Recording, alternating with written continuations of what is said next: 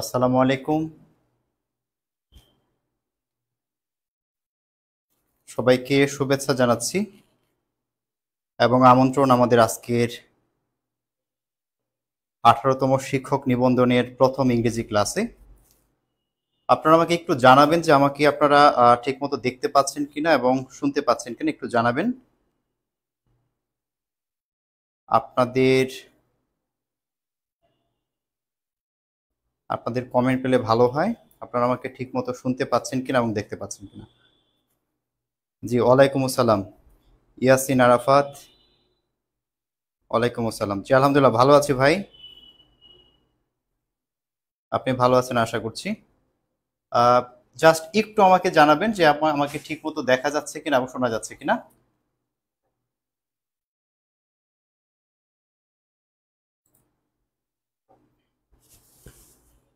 জি জি জি, clear আছে। জি, thank you. জি, ঠিক আছে।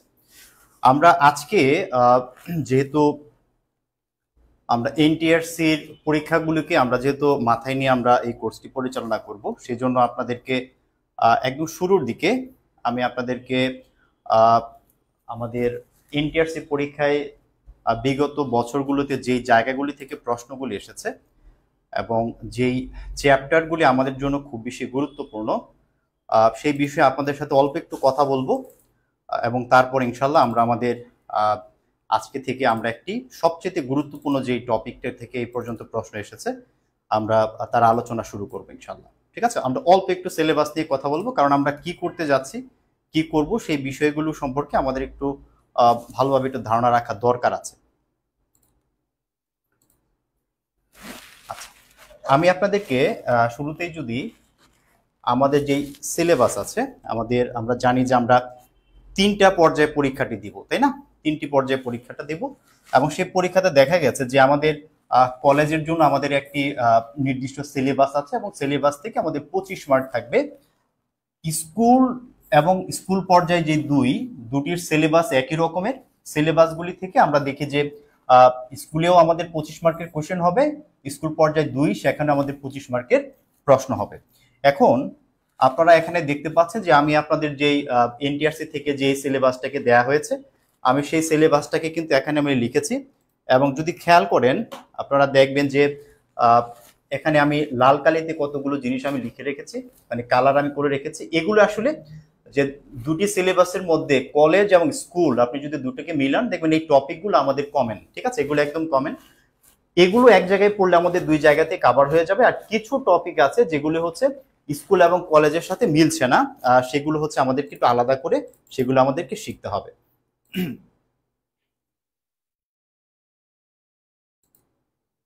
আচ্ছা, এখন আমাদের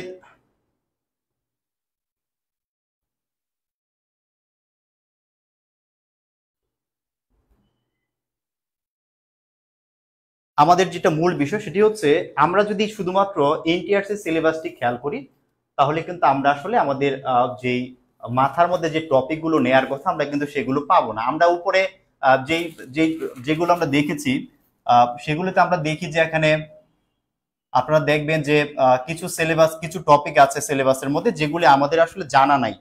যেমন ওখানে আছে একটি টপিক, যদি আপনাদেরকে আমি দেখাই, যেমন এখানে একটা টপিকের কথা বলেছে যে এররস ইন কম্পোজিশন, একটা টপিক আছে এররস ইন কম্পোজিশন। এটি আসলে কি? এরকম ভাবে যেমন identify appropriate title from the story, এরকমের কিছু টপিক আছে যেগুলো আসলে আপনাদের হয়তো অনেকের কাছে এগুলো জানা নেই যেগুলো আসলে কি। তো আমরা একটু বিস্তারিত ভাবে জিনিসটাকে একটু বুঝে নিব। আমাকে একটি মাছি খুবই খুবই খুবই ডিস্টার্ব করছে বারবার। কোত্থেকে আসলো হঠাৎ করে, এটি যখন স্মার্ট বোর্ডে বসতেছে আমার হচ্ছে যে সবকিছু টাচ করতে একটু প্রবলেম হচ্ছে। আচ্ছা, যাই হোক, আমরা এইভাবে যদি সিলেবাসটা দেখি আমরা কিন্তু আসলে বুঝতে পারবো না।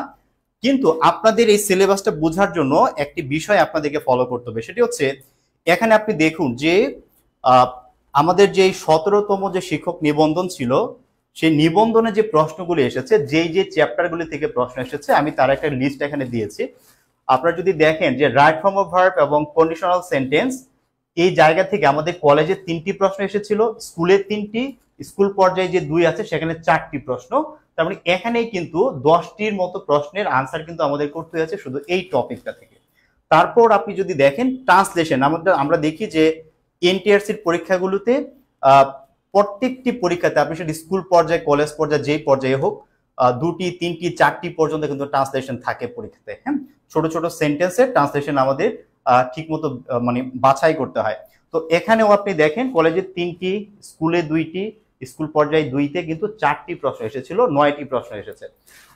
আপনি যদি পরের পরীক্ষাগুলোতেও যান দেখবেন আপনি একই রকমের বিষয় হচ্ছে এখানে। এরপর দেখেন ট্রান্সলেশন দেখালাম। আরেকটি গুরুত্বপূর্ণ টপিক হচ্ছে কমপ্লিটিং সেন্টেন্স। কমপ্লিটিং সেন্টেন্স থেকেও এরকম ভাবে 2টি, 3টি এবং 3টি, মোট 8টি প্রশ্ন এসেছিল 17তম নিবন্ধনে। এরপরে change of part of speech, এটি আমাদের এনটিএস এর জন্য আরেকটি খুবই গুরুত্বপূর্ণ টপিক, কারণ নাউনকে ভার্ব করতে দেয়, ভার্বকে নাউন করতে দেয়, অ্যাডজেক্টিভকে অ্যাডভার্ব করতে দেয়। এইভাবে আমাদেরকে পার্ট অফ স্পিচ গুলোকে চেঞ্জ করতে হয়, একটা থেকে আরেকটাতে আমাদের পরিবর্তন করতে হয়। এটি থেকে অনেক বেশি প্রশ্ন এই পর্যন্ত আসতে দেখা গেছে। এরপর ইডিয়ম ফ্রেজ থেকে অনেক বেশি প্রশ্ন হয়, আমি এই শীটটি আপনাদেরকে দিয়ে দিব, আপনারা দেখে নেবেন। এরপর বলেছি কি যে সিনোনিম, হ্যাঁ সিনোনিম থেকেও প্রশ্ন হয়। সিম্পল কমপ্লেক্স কম্পাউন্ড থেকে প্রত্যেকটি পরীক্ষাতেই এনটিআরসি যতগুলো পরীক্ষা হয়েছে কম বেশি প্রশ্ন থেকেছে, সব সময়ই থেকেছে। এরপরে প্রিপোজিশনটা খুবই কমন, এটা থেকেও প্রশ্ন থাকে। অ্যান্টোনিম থেকেও দেখা যায় 1টি 2টি প্রশ্ন থাকে, এবং ট্রান্সফরমেশন থেকেও প্রশ্ন থাকতে দেখা যায়। আর ডিগ্রি, আর্টিকেল এগুলি থেকে প্রশ্ন অনেক সময় থাকে, অনেক সময় থাকে না। তবু ডিগ্রি টপিকটা গুরুত্বপূর্ণ, কারণ বাকি পরীক্ষাগুলোতে দেখা গেছে ডিগ্রি থেকে অনেক প্রশ্ন এসেছে, আর্টিকেল থেকেও কিছু প্রশ্ন হয়। পার্ট অফ স্পিচ এখানে যেটা লিখেছি এটা হচ্ছে আইডেন্টিফিকেশন, যে একটি শব্দ নিচে আন্ডারলাইন করে বলে এটি কি নাউন হবে, এটি কি ভার্ব হবে, এটি কি প্রোনাউন হবে, এইভাবে কিছু প্রশ্ন আসে, খুবই কম এসেছে। পার্ট অফ স্পিচ থেকে সবচেয়ে বেশি প্রশ্ন এসেছে চেঞ্জিং, একটি থেকে আরেকটাতে চেঞ্জিং, এটি সবচেয়ে বেশি এসেছে। ভয়েস থেকে 2-1টি প্রশ্ন থাকে। নাম্বার থেকে এই পর্যন্ত একটি পরীক্ষাতে একটি প্রশ্ন আসতে দেখা গেছে। স্পেলিং খুবই কম আসে, এনটিআরসি পরীক্ষাতে স্পেলিং খুব বেশি একটা আসে না। কনভার্সন থেকে একটি প্রশ্ন এই পর্যন্ত আসতে দেখা গেছে 17তম নিবন্ধনে। কনভার্সন এবং ট্রান্সফরমেশন মধ্যে পার্থক্যকে আমি পরে আপনাদেরকে বুঝিয়ে দেবো ইনশাল্লাহ। গ্রুপ ভার্ব থেকে একটি প্রশ্ন এসেছে, ট্যাগ কোশ্চেন থেকে একটি প্রশ্ন এসেছিল স্কুল পর্যায়ে, ঠিক আছে, 2টি প্রশ্ন। এই ছাড়া এই জায়গা থেকে আমরা যদি পরের পরীক্ষাটাতে যাই, আমি এগুলো নিয়ে ডিটেল কথা বলবো না, আপনারা শীটটি দেখে নেবেন, আমি আপনাদেরকে দিয়ে দিব। আমাদের যে 16তম পরীক্ষাটা ছিল, 16তম শিক্ষক নিবন্ধনের পরীক্ষাতে দেখা গেছে যে ওই আগের মতোই রাইট ফর্ম অফ ভার্ব এবং কন্ডিশনাল থেকে সবচেয়ে বেশি প্রশ্ন এসেছে। তারপরে এসেছে ট্রান্সলেশন থেকে, এবং তারপরে কমপ্লিটিং সেন্টেন্স থেকে। তার মানে বুঝতে পারছেন, right form of verb, conditional sentence, translation এবং কমপ্লিটিং সেন্টেন্স, এই কয়েকটি টপিক থেকে প্রত্যেক পরীক্ষাতে প্রশ্ন হয়, এবং এখান থেকে 5 থেকে 7 মার্কের প্রশ্ন চলে আসে এখান থেকেই, ঠিক আছে। তো এই চ্যাপ্টারগুলো আপনাদেরকে খুব গুরুত্ব মানে সহকারে পড়তে হবে। আমি আর ডিটেল কথা বলবো না, আপনারা এই শীটটি যেহেতু আপনাদেরকে দিয়ে দিব, আপনারা এটার বাকি অংশগুলো একটু পড়ে নিলে আপনারা খুব সহজে বুঝতে পারবেন যে আসলে কোন কোন চ্যাপ্টারগুলো আপনাদের জন্য ইম্পর্টেন্ট, এবং সেইভাবে কিন্তু আপনাদেরকে প্রিপারেশনটা নিতে হবে। ওকে, তো আমরা আজকে আমাদের এই ক্লাসে আমরা শুরু করব একদম প্রথম যে টপিকটা আছে আমাদের, সেটা হচ্ছে আমাদের কমপ্লিটিং সেন্টেন্স। আমরা সেই কমপ্লিটিং এর আলোচনা দিয়ে আজকে আমরা আমাদের ক্লাসটি শুরু করবো ইনশাআল্লাহ। তো আমি এখান থেকে মুভ করলাম আমাদের আজকে ক্লাসের যে মূল আলোচনা, আমরা সেটিতে চলে যাচ্ছি। আমরা আজকে আমাদের যে কমপ্লিটিং সেন্টেন্স আছে সেটির আলোচনা শুরু করব। তারপর আমরা আমাদের টেন্স এবং রাইট ফর্ম অফ ভার্ব নিয়ে কথা বলবো, কারণ এখান থেকে যেহেতু সবচেয়ে বেশি প্রশ্ন আসে, এই চ্যাপ্টারগুলো আমরা আগে শেষ করব। তো চলুন আমরা আজকে শুরুতেই যেটি শুরু করব সেটি হচ্ছে আনরিয়াল পাস্ট টেন্স থেকে আমরা শুরু করব। এটি হচ্ছে আমাদের কমপ্লিটিং সেন্টেন্সের একটি টপিক। আমরা এখান থেকে আমাদের আলোচনা শুরু করি। দেখুন, প্রথম কথা হলো যে পাস্ট টেন্স আমরা আসলে কাকে বলি, পাস্ট টেন্স কাকে বলি। যদি বলি পাস্ট টেন্স কি, পাস্ট টেন্স মানে হচ্ছে যে সাবজেক্টের পরে যখনই ভার্বের পাস্ট ফর্ম, বা আমরা সংক্ষেপে বলি ভার্ব টু, যখনই আমাদের সাবজেক্টের পরে ভার্ব টু থাকে সেটিকে আমরা বলি পাস্ট টেন্স। এবং এই পাস্ট টেন্সের কিন্তু একটি বৈশিষ্ট্য আছে, সাবজেক্ট প্লাস ভার্ব টু থাকলে এটিকে আমরা পাস্ট টেন্স বা পাস্ট ইনডিফিনিট বলি। এখন এই পাস্ট ইনডিফিনিট টেন্সের একটি বৈশিষ্ট্য হলো, পাস্ট ইনডিফিনিট টেন্স দিয়ে আমরা সেই বাক্যগুলো লিখি, সেই কথাগুলোকে আমরা প্রকাশ করি যে কাজগুলো ঘটে গেছে বা হয়ে গেছে, যেটি ঘটে গেছে বা হয়ে গেছে। এবং পাস্ট টেন্সে যে বাক্যগুলো লিখি, যে কাজগুলো হয়ে গেছে, সেই কাজগুলোর ক্ষেত্রে কিন্তু আমাদের আর কোনো প্রভাব নেই, আমরা সেই কাজগুলোকে আর পরিবর্তন করতে পারবো না, সেটি ঘটে গেছে, হয়ে গেছে, অতীত হয়ে গেছে, আমরা সেগুলোকে আর পরিবর্তন করতে পারবো না। কিন্তু আমরা বলছি আনরিয়েল পাস্ট টেন্স। আনরিয়েল শব্দের অর্থ কি? আনরিয়েল শব্দের অর্থ হচ্ছে অবাস্তব। অবাস্তব মানে হচ্ছে ইংলিশে এই এক ধরনের পাস্ট টেন্স আছে যে পাস্ট টেন্সের বাক্যগুলোকে আমরা পাস্ট টেন্সে লিখি, অর্থাৎ আমরা সাবজেক্ট প্লাস হচ্ছে ভার্ব টু তে লিখি, কিন্তু এই বাক্যের যে কথাটি লিখছি, যে কাজের কথাটি লিখছি, সেই কাজটি কখনো ঘটেনি, ভবিষ্যতে ঘটবে কিনা আমরা তাও জানি না। আমরা শুধুমাত্র কল্পনা করি। এখানে কি করি? আমরা কল্পনা করি, আমরা একটা ইমাজিনেশনের মাধ্যমে আমরা ভাবি যে এটা করা উচিত বা এটা হলে ভালো হতো, আমরা এরকমটা ভাবি। অর্থাৎ আনরিয়েল পাস্ট টেন্স হচ্ছে এমন কিছু অবাস্তব কথা, এমন কিছু অবাস্তব কল্পনা যেগুলো এখনো হয়নি, তবু আমরা পাস্ট টেন্সে লিখি।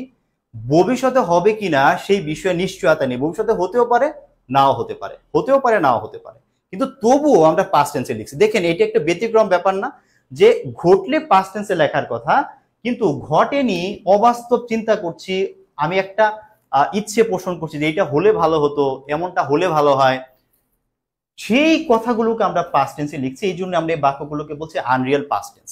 ঠিক আছে? তাহলে অবাস্তব কল্পনা করার ক্ষেত্রে আমরা যেই কথাগুলিকে পাস্ট টেন্সে লিখবো সেগুলি হবে আমাদের আনরিয়েল পাস্ট টেন্স বা অবাস্তব পাস্ট টেন্স।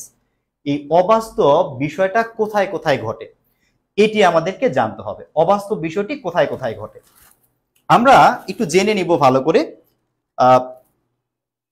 আমি কয়েকটি জিনিস লিখছি, একটু দেখেন। উইশ, হ্যাঁ, fancy, as if, as though, it is time, it is high time, it is high time. আমি বেশ কতগুলো কথা লিখছি। তারপর আমরা শুধু ইফকেও আমরা দেখি, আনরিয়েল পাস্ট টেন্সে হয় শুধু ইফ। এছাড়া আমরা ইট ইজ হাই টাইমের সাথে আমরা এটা একটু যোগ করে নিতে পারি। অনেক সময় দেখা যায় যে ইট ইজ হাই টাইমের সাথে ইট ইজ রাইট টাইমও বলে, ইট ইজ রাইট টাইম। ঠিক আছে? এই যে শব্দগুলো লিখলাম, আমাদের মনে রাখতে হবে যে এই wish, fancy, as if, as though, it is time, it is high time, it is right time, if, এগুলোর পরে আমাদেরকে কি করতে হয়? সেই যে আমরা আনরিয়েল পাস্ট টেন্সের কথা বলছি, সাবজেক্ট প্লাস ভার্ব টু আমাদেরকে লিখতে হবে, সাবজেক্ট প্লাস ভার্ব টু লিখতে হবে। ঠিক আছে? কারণ এটি হচ্ছে আমাদের সেই আনরিয়েল পাস্ট টেন্স, এগুলোর পরে আমাদেরকে আনরিয়েল পাস্ট টেন্স লিখতে হয়। এখন এই যে লিখলাম এদের পরে আনরিয়েল পাস্ট টেন্স অর্থাৎ সাবজেক্ট প্লাস ভার্ব টু লিখতে হয়, এখানে আরেকটি বিষয় ঘটে। কি বিষয় ঘটে একটু খেয়াল করবেন, যে আমরা বলছি এদের পরে আমাদেরকে আনরিয়েল পাস্ট টেন্স লিখতে হবে।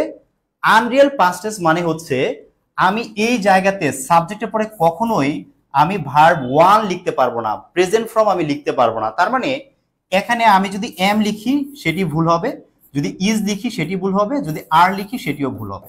আনরিয়েল পাস্ট টেন্সে আমি এম ইজ আর লিখতে পারছি না। কেন পারছি না? কারণ বলছি তো যে এটি পাস্ট টেন্স, যেহেতু পাস্ট টেন্স তার মানে ভার্ব ওয়ান লিখা যাবে না। প্রথম কথা, এম ইজ আর আমি লিখতে পারবো না। দ্বিতীয় কথা হলো যে আমি যখন সাবজেক্টের পরে যখন আমি ওয়াজ লিখি, এটি হচ্ছে আমাদের নর্মাল পাস্ট টেন্স। সাবজেক্টের পরে যখন ওয়াজ লিখি এটা নর্মাল পাস্ট টেন্স। কিন্তু এখন যে পাস্ট টেন্সের কথা আমরা বলছি এটি কিন্তু কোনো নর্মাল পাস্ট টেন্স না, এটি একটা অবাস্তব ব্যাপার, ব্যতিক্রম। এই কারণে আপনি কখনোই সাবজেক্টের পরে এখানে ওয়াজ লিখতে পারবেন না। আপনাকে সবসময় ওয়াজ লিখলে ভুল হবে, আপনাকে সবসময় কি লিখতে হবে? হয় এখানে আপনি ভার্ব টু লিখবেন অথবা আপনি ওয়ার লিখবেন, দুটির যে কোনো একটি। এদের পরে হয় আপনি কোন একটি ভার্বের পাস্ট ফর্ম বসাবেন অথবা ওয়ার লিখবেন, কিন্তু আপনি ওয়াজ লিখতে পারবেন না। ওয়াজ লিখলে সেটি নর্মাল পাস্ট টেন্স হবে, আনরিয়েল পাস্ট টেন্স হবে না। ওকে, তাহলে শিখে নিলাম আমরা এগুলোর পরে হচ্ছে আমাদেরকে আনরিয়েল পাস্ট টেন্স লিখতে হবে, সাবজেক্টের পরে আমাদেরকে ভার্ব টু দিতে হবে পাস্ট টেন্স হিসেবে। আর যদি আমি অক্সিলারি ভার্ব দিতে যাই অর্থাৎ বি ভার্ব দিতে যাই, তাহলে এম এজ আর দিতে পারবো না, কারণ এগুলো ভার্ব ওয়ান। আর ওয়াজ দিতে পারবো না, ওয়াজ দিলে সেগুলো নর্মাল পাস্ট টেন্স হবে, সেটি লেখা যাবে না। সাবজেক্ট যাই হোক আমাদেরকে ওয়ার লিখতে হবে, তাহলে আমাদেরকে আনরিয়েল পাস্ট টেন্সের যে কন্ডিশনটা সেটি পূরণ হবে। ঠিক আছে? আপনারা আমার কথা শুনতে পাচ্ছেন ভালোভাবে, বুঝতে পারছেন কথা? একটু জানাবেন যে বুঝতে কোনো অসুবিধা হচ্ছে কিনা, একটু জানাবেন। আচ্ছা, শীট কিভাবে দিব? শীটের বিষয়টা আমি আমাদের ক্লাসে শেয়ার অংশে বলবো। হ্যাঁ, এখন বলছি না, আমরা শেষে এই বিষয়গুলোকে নিয়ে আমরা আলোচনা করব।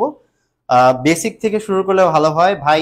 যেই জিনিসগুলো আপনাদের দরকার আপনাদেরকে সেই জিনিসগুলো একদম বেসিক থেকে পড়াবো। এখানে আমাদের টার্গেট হচ্ছে আমরা যে কোর্সটি শুরু করেছি আপনাদেরকে ফ্রিতে দিচ্ছি, কিন্তু দেখেন ভাই পৃথিবীতে ফ্রি বলে কিছু নাই, ফ্রি বলে কিছু নাই।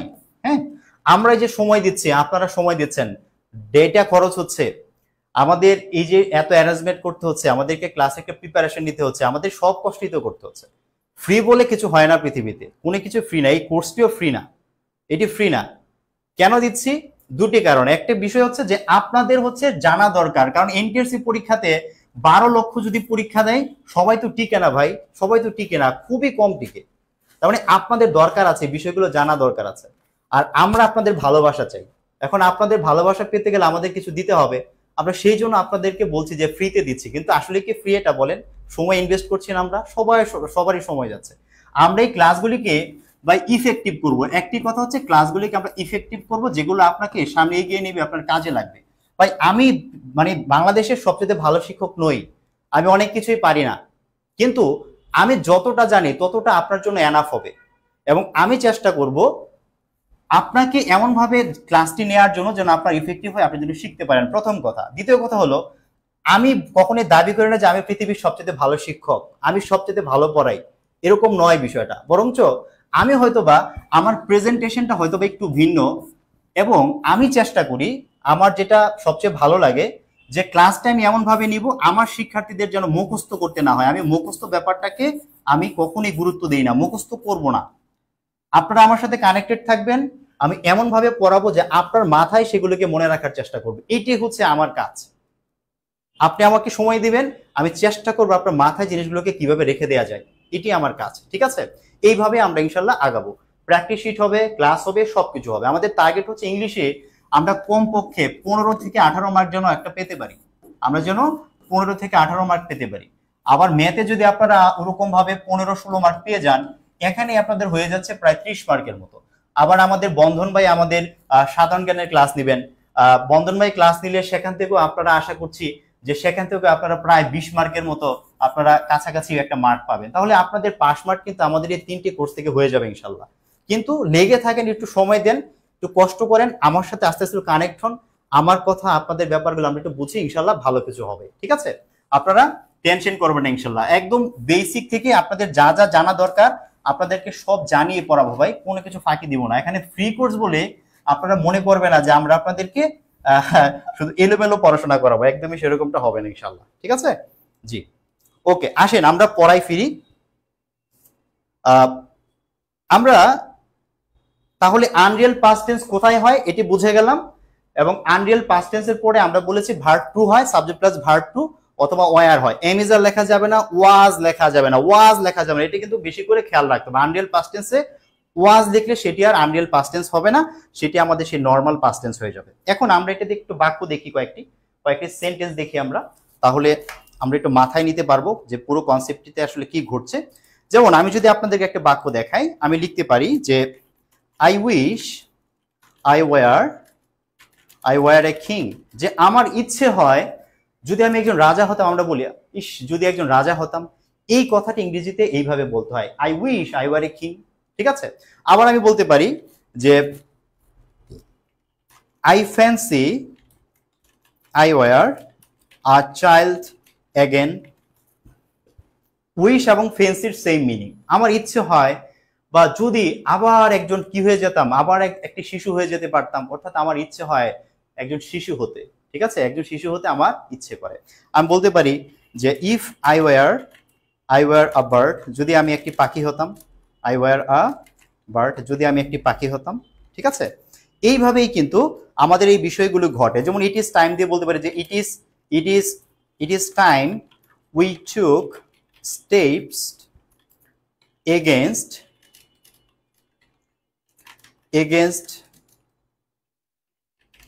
প্রাইস হাইক, অর্থাৎ দ্রব্যমূল্য বৃদ্ধির বিরুদ্ধে আমাদের এখনই ব্যবস্থা নেওয়ার সময়। It is time, it is high time দিয়ে বোঝায় এটি হচ্ছে সবচেয়ে উপযুক্ত সময় ব্যবস্থা নেওয়ার। কৃষির বিরুদ্ধে প্রাইস হাইক, দ্রব্যমূল্য দ্রব্যের যে মূল্যটা মানে বৃদ্ধি হচ্ছে সেটির বিরুদ্ধে ব্যবস্থাটা এখনই হচ্ছে সবচেয়ে উপযুক্ত সময়। It is time, it is high time, it is right time দিয়ে উপযুক্ত সময়টা একদম রাইট টাইমটাকে বোঝায় যে এখনই আমাদেরকে এই ব্যবস্থাটি নিতে হবে বা এই কাজটি আমাদেরকে করতে হবে। দেখেন উইশের পরে সাবজেক্ট প্লাস ভার্ব টু, আয়ের পরে আমরা যদি এখানে ওয়াজ লিখতাম তাহলে ভুল হতো, কারণ আমি বলছি I wish I were a king, আমি কল্পনা করছি যদি একটা রাজা হতে পারতাম, রাজা কি আমি হয়েছি ভাই? হয়নি তো, তবুও পাস্ট টেন্সে লিখেছি, এইটাকে বলছি আমরা আনরিয়াল পাস্ট টেন্স। পাস্ট টেন্সে সেই কাজটি লিখি যেটি হয়ে গেছে, কিন্তু রাজা কিন্তু হয়নি, তবুও পাস্ট টেন্সে লিখেছি, এই জন্য আনরিয়াল পাস্ট টেন্স। আর আনরিয়াল পাস্ট টেন্স মানে আয়ের সাথে ওয়াজ বসে আমরা জানি, কিন্তু আয়ের সাথে ওয়াজ লিখলে ভুল হবে। I fancy I were a child again, তো আমি আবার একজন শিশু হতে চাই, আনরিয়াল পাস্ট টেন্স। শিশু হওয়া আর সম্ভব না, পাখি হওয়া সম্ভব না, আনরিয়াল। দেখেন সব জায়গায় জন্য কি করেছি, ওয়ার ব্যবহার করেছি, সিঙ্গুলার সাথে ওয়ার ব্যবহার করেছি। ইট ইজ হাই টাইমের পরে সাবজেক্ট প্লাস ভার্ব টু লিখেছি, কারণ ইট ইজ টাইমের পরে আনরিয়াল পাস্ট টেন্স হয়। ঠিক এই বিষয়গুলোকে আপনাকে মাথায় রেখে আনসার করতে হবে। আমরা প্রশ্নে গেলে আপনি দেখবেন এই বিষয়গুলো আপনার কাছে আরো ভালো লাগবে। আমরা প্রশ্ন যখন এমসিকিউ সলভ করব, এগুলো থেকে আপনি আর অনেক রকমের প্রশ্ন পাবেন, সেগুলো আপনার ভালো লাগবে, ঠিক আছে? আচ্ছা, আমি এখানে আপনার এক্সাম্পল দেখাইলাম না, অ্যাজ দো অ্যাজ ইফ এর আমি কোন এক্সাম্পল এখানে দেখাই নাই। অ্যাজ ইফ অ্যাজ দোর এক্সাম্পলটা একটু পরে দেখাবো, এটার আলাদা কিছু আলোচনা আছে, দেখিয়ে তারপর আমি এক্সাম্পল ওখানে আপনাদেরকে দেখাবো। আসেন আমরা এইটা যদি আমাদের ক্লিয়ার হয়, আমরা এরপর চলে যাব আরেকটি বিষয়, সেটি হচ্ছে উড দ্যাট। দেখুন এই উড দ্যাট দিয়েও কিন্তু আনরিয়াল পাস্ট টেন্স হয়, উড দ্যাট দিয়েও কি হয়, আনরিয়াল পাস্ট টেন্স হয়। তবে উড দ্যাটের ক্ষেত্রে একটা বিষয় মেনটেন করতে হয়। কি মেনটেন করতে হয়? সেটি হচ্ছে যে উড দ্যাটের পরে আমাদের সব সময় সাবজেক্ট প্লাস হচ্ছে কুড লিখতে হবে, subject plus could plus verb one, subject plus could plus verb one. আমরা ভার্ব ওয়ান বলতে যদি এখানে ভার্ব ওয়ান লিখছি, আসলে এটা বেস ফর্ম হবে, কারণ কুড একটা মডাল অক্সিলারি, মডাল অক্সিলারি পরে বেস ফর্ম হয়। রাইট ফর্ম অফ ভার্বের ক্লাসে বিষয়গুলোকে আরো আপনাদেরকে এক্সপ্লেন করে বুঝাবো, ভার্ব ওয়ান কি, বেস ফর্ম কি, এগুলোকে আমরা পরে আলোচনা করব। আপাতত আপনারা এটা বুঝবেন যে ভার্ব ওয়ান মানে প্রেজেন্ট ফর্ম, কুড দ্যাটের পরে subject plus could plus verb one হয়, এবং এটি শেষে অবশ্যই একটা এক্সক্লেমেশন মার্ক দিতে হয়, কারণ এটি একটা এক্সক্লেমেটরি সেন্টেন্স, ঠিক আছে? এই জন্য আপনাকে অবশ্যই এক্সক্লেমেটরি মার্কটা দিতে হবে। তো আমরা যদি একটা বাক্য লিখি, মিনিংটাও যদি একটু খেয়াল করি, মিনিংটা এমন হয় যে would that I could fly, যদি আমি উঠতে পারতাম, যদি আমি উঠতে পারতাম। দেখেন আগে যখন ওয়ার দিয়ে আনরিয়াল পাস্ট টেন্স লিখেছি তখন অর্থটা কেমন ছিল, ওখানে বলছিলাম যে if I were a bird, যদি একটা পাখি হইতাম, হইতাম বললে তখন ওই যে ওয়ার দিয়ে লিখি, ওয়ার দিয়ে। কিন্তু যদি বলি যদি আমি উঠতে পারতাম, এই পারতাম কথাটা বলার জন্য আমাদেরকে কি করতে হয়, কুড দিয়ে লিখতে হয়, আই কুড ফ্লাই। যদি আমি উঠতে পারতাম, এই উড দ্যাটের পরে সবসময় subject plus could plus verb one হবে, would that subject plus could, ঠিক আছে? মনে রাখতে হবে would that I could fly. তবে এই বাক্যগুলো অনেক সময় ইফ দিয়েও থাকে, অনেক সময় এরকম লেখা থাকতে পারে if I could fly, if I could fly, এইভাবেও লেখা থাকতে পারে। ইফের পরে আমরা সাবজেক্ট প্লাস ওয়ারও লিখতে পারি। আবার যদি পারতাম বিষয়টা বোঝায়, যদি উঠতে পারতাম, যদি কাজটি করতে পারতাম, পারতাম কথাটা বলতে গেলে তখন আমাদেরকে কুড প্লাস ভার্ব ওয়ান ব্যবহার করতে হবে। আর যদি আমি শুধুমাত্র লিখি যে if I were a bird, এটার মানে হচ্ছে যদি একটি পাখি হতাম, হইতাম, এই হতাম বা হইতাম বোঝাতে ওয়ার, আর পারতাম বোঝালে কুড। বোঝা গেল মিনিং এর পার্থক্যটা? আমরা দুইভাবেই লিখতে পারবো, দুইভাবেই কিন্তু লিখলে আমাদের বাক্যগুলো কারেক্ট হবে। আচ্ছা, তাহলে উড দ্যাটের বিষয়টা আমরা বুঝতে পারলাম। আমরা এরপর চলে যাব আমাদের আরেকটা আলোচনাতে, সেটি হচ্ছে এখানে তিনটি বিষয় আছে। দেখেন একটি বিষয় হচ্ছে সিন্স, অ্যাজ ইফ এবং অ্যাজ দো। খেয়াল করবেন সিন্স দুই রকম ভাবে আমরা ব্যবহার করতে পারি। সিন্সকে আমরা প্রিপোজিশন হিসেবে ব্যবহার করতে পারি, আবার আমরা কনজাংশন হিসেবে ব্যবহার করতে পারি। মানে নর্মালি আপনি মনে রাখবেন যে সিন্সের পরে যখন কোন একটা নাউন বা যদি কোনো একটা টাইম উল্লেখ থাকে, তখন এই সিন্সটাকে আমাদের বলতে হবে যে এটি হচ্ছে একটা প্রিপোজিশন। সিন্সের পরে যদি কোনো নাউন বা কোনো একটা টাইম উল্লেখ থাকে, এটি প্রিপোজিশন হিসেবে বাক্যে বসে। আবার যদি এমন হয় যে সিন্স কি করছে, সিন্স দুটি ক্লজকে যুক্ত করছে, দুটি ক্লজ, অথবা আমরা যদি ছোট করে বোঝাই যে আগে একটি সেন্টেন্স থাকবে এবং সিন্সের পরে আবার একটি সেন্টেন্স থাকবে, তখন এই সিন্সকে বলতে হবে কনজাংশন। কেন? কারণ সিন্সের আগে যে আমরা বলছি যে এখানে একটি সেন্টেন্স থাকবে বা একটি ক্লজ থাকবে, যে আমরা বলছি এখানে একটি সাবজেক্ট এবং একটি ফাইনাইট ভার্ব থাকবে, এখানে একটা সাবজেক্ট এবং একটা ফাইনাইট ভার্ব থাকবে। ঠিক সিন্সের পরেও সাবজেক্ট থাকবে এবং পরে আরেকটি ফাইনাইট ভার্ব থাকবে। তো যখন এরকম ভাবে দুটি ক্লজকে যখন যুক্ত করে তখন তাকে আমাদেরকে কনজাংশন বলতে হয়। আর যখন শুধু সিন্স একটি নাউনের আগে বা টাইমের আগে বসে তখন সেটি কি হয়ে যায়, তখন সেটি প্রিপোজিশন হয়ে যায়। আমরা মনে রাখবো, ঠিক আছে, প্রিপোজিশন হয়ে যায়। আমি যদি বিষয়টাকে একটু আপনাদেরকে এক্সাম্পল দিয়ে বুঝিয়ে দিই, আমি লিখতে পারি যেমন ইট has been raining since morning, সকাল থেকে বৃষ্টি হচ্ছে। আবার লিখতে পারি যে it was a long time since we had met, অর্থাৎ আমাদের সর্বশেষ দেখা হওয়া থেকে অনেক লম্বা একটি সময় হয়ে গিয়েছিল। আপনি যদি খেয়াল করেন যে এখানে সিন্সের পরে শুধুমাত্র একটি নাউন আছে, মর্নিং একটি নাউন, সুতরাং এখানে সিন্স হচ্ছে একটি প্রিপোজিশন, এটি হচ্ছে একটি প্রিপোজিশন।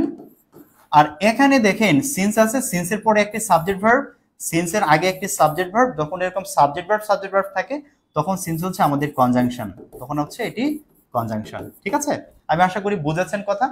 তো আমরা এই যে সিন্স, অ্যাজ ইফ, অ্যাজ দো লিখলাম, এই তিনটি যখন বাক্যে কনজাংশন হিসেবে কাজ করবে তখন আমরা এই রুলটি ফলো করব। তিনটি যখন কি হবে, বাক্যে কনজাংশন হবে, তখন আমরা এখন যে আলোচনা করতে যাচ্ছি এই বিষয়টাকে আমরা মেইনটেইন করব। যদি সেটা প্রিপোজিশন হিসেবে বসে তখন কিন্তু এই রুল হিসেবে কিন্তু এটাকে আমরা কাজ করব না, তখন কিন্তু আবার ভাববেন না যে এই রুলটাকে ফলো করতে হবে, করা যাবে না। কিন্তু সিন্স কেমন কনজাংশন হলে তখন আমরা এই রুলটা ফলো করব, প্রিপোজিশন হলে ফলো করা যাবে না। এই সিন্সের বাকি আলোচনা রাইট ফর্ম অফ ভার্বে হবে। আজকে শুধু এই সিন্সের আলোচনা করছি, যখন সিন্স একটি কনজাংশন তার আলোচনা করছি। আচ্ছা আসেন আমরা তাহলে আমাদের মূল আলোচনায় যাই। আমরা এই যে তিনটি জিনিস লিখেছি, সিন্স, অ্যাজ ইফ, অ্যাজ দো, খেয়াল করবেন। এখানে প্রথম কথা হলো আমাদের একটি সেন্টেন্সের মাঝখানে হচ্ছে এরকম একটি সিন্স থাকবে, কারণ সিন্সের কাজ কি, দুটি ক্লজকে যুক্ত করা। আবার এদের মাঝখানে হচ্ছে অ্যাজ ইফ থাকবে এবং অ্যাজ দো থাকবে। আমরা জানার জন্য একটু জেনে রাখি, সেটি হচ্ছে যে সিন্স যখন কনজাংশন হয়, যখন আমরা দেখব সিন্স হচ্ছে একটি কনজাংশন, এই কনজাংশন অর্থ হচ্ছে যেহেতু, মনে রাখবো সিন্স অর্থ হচ্ছে যেহেতু। যখনই দেখব সিন্স বাক্যের কনজাংশন তখন এটার অর্থ সাধারণত হয় যেহেতু, এটার অর্থ হয় যেহেতু। আর অ্যাজ ইফ আর অ্যাজ দো যে লিখলাম, অ্যাজ ইফ আরেকটা লিখেছি কি অ্যাজ দো, এই দুটির অর্থ হচ্ছে যেন। আমরা একটু অর্থটা মনে রাখবো, অর্থ না বুঝে পড়লে ইংলিশ পড়ে আসলে লাভ নাই। অর্থ যদি না বুঝে পড়ি ইংলিশ পড়ার কোনো লাভ নাই, আমরা কাজে লাগাতে পারবো না। যতই কিছু শিখেন শেষ পর্যন্ত বাক্যের মিনিং দেখতে হবে। মিনিং ঠিক না থাকলে আপনি যত কিছুই বলেন সেটি কিন্তু আর সঠিক বাক্য হবে না, বা আমাদের যে কথাটা বলা দরকার সেটি আমরা বলতে পারবো না। তাহলে খেয়াল রাখবেন, সিন্স মানে হচ্ছে যেহেতু, যখন কনজাংশন হয় সিন্স তখন এটা অর্থ যেহেতু। আবার অ্যাজ ইফ, অ্যাজ দোর অর্থ হয় যেন। আচ্ছা, তো আমরা লিখেছি যে এই তিনটি যখন বাক্যের মাঝখানে থাকবে তার আগে একটি বাক্য থাকবে, তারপরে একটি বাক্য থাকবে। এই যে আগে একটি বাক্য পরে একটি বাক্য থাকবে, এই দুটি বাক্যের মধ্যে টেন্সের একটা কম্বিনেশন আমাদেরকে মেইনটেইন করতে হবে। টেন্সের একটা কম্বিনেশন আছে, ঠিক আছে, কম্বিনেশন আছে। এই কম্বিনেশনটা আমাদেরকে আরেকটা কাজে লাগবে, বিফোর আফটারের জায়গায় লাগবে। আগে একটু জানেন তাহলে জিনিসগুলো সহজ হয়ে যাবে। সেটি হচ্ছে কি হচ্ছে আগে বোঝাচ্ছি, তারপর কেন হয় সেটি বোঝাচ্ছি।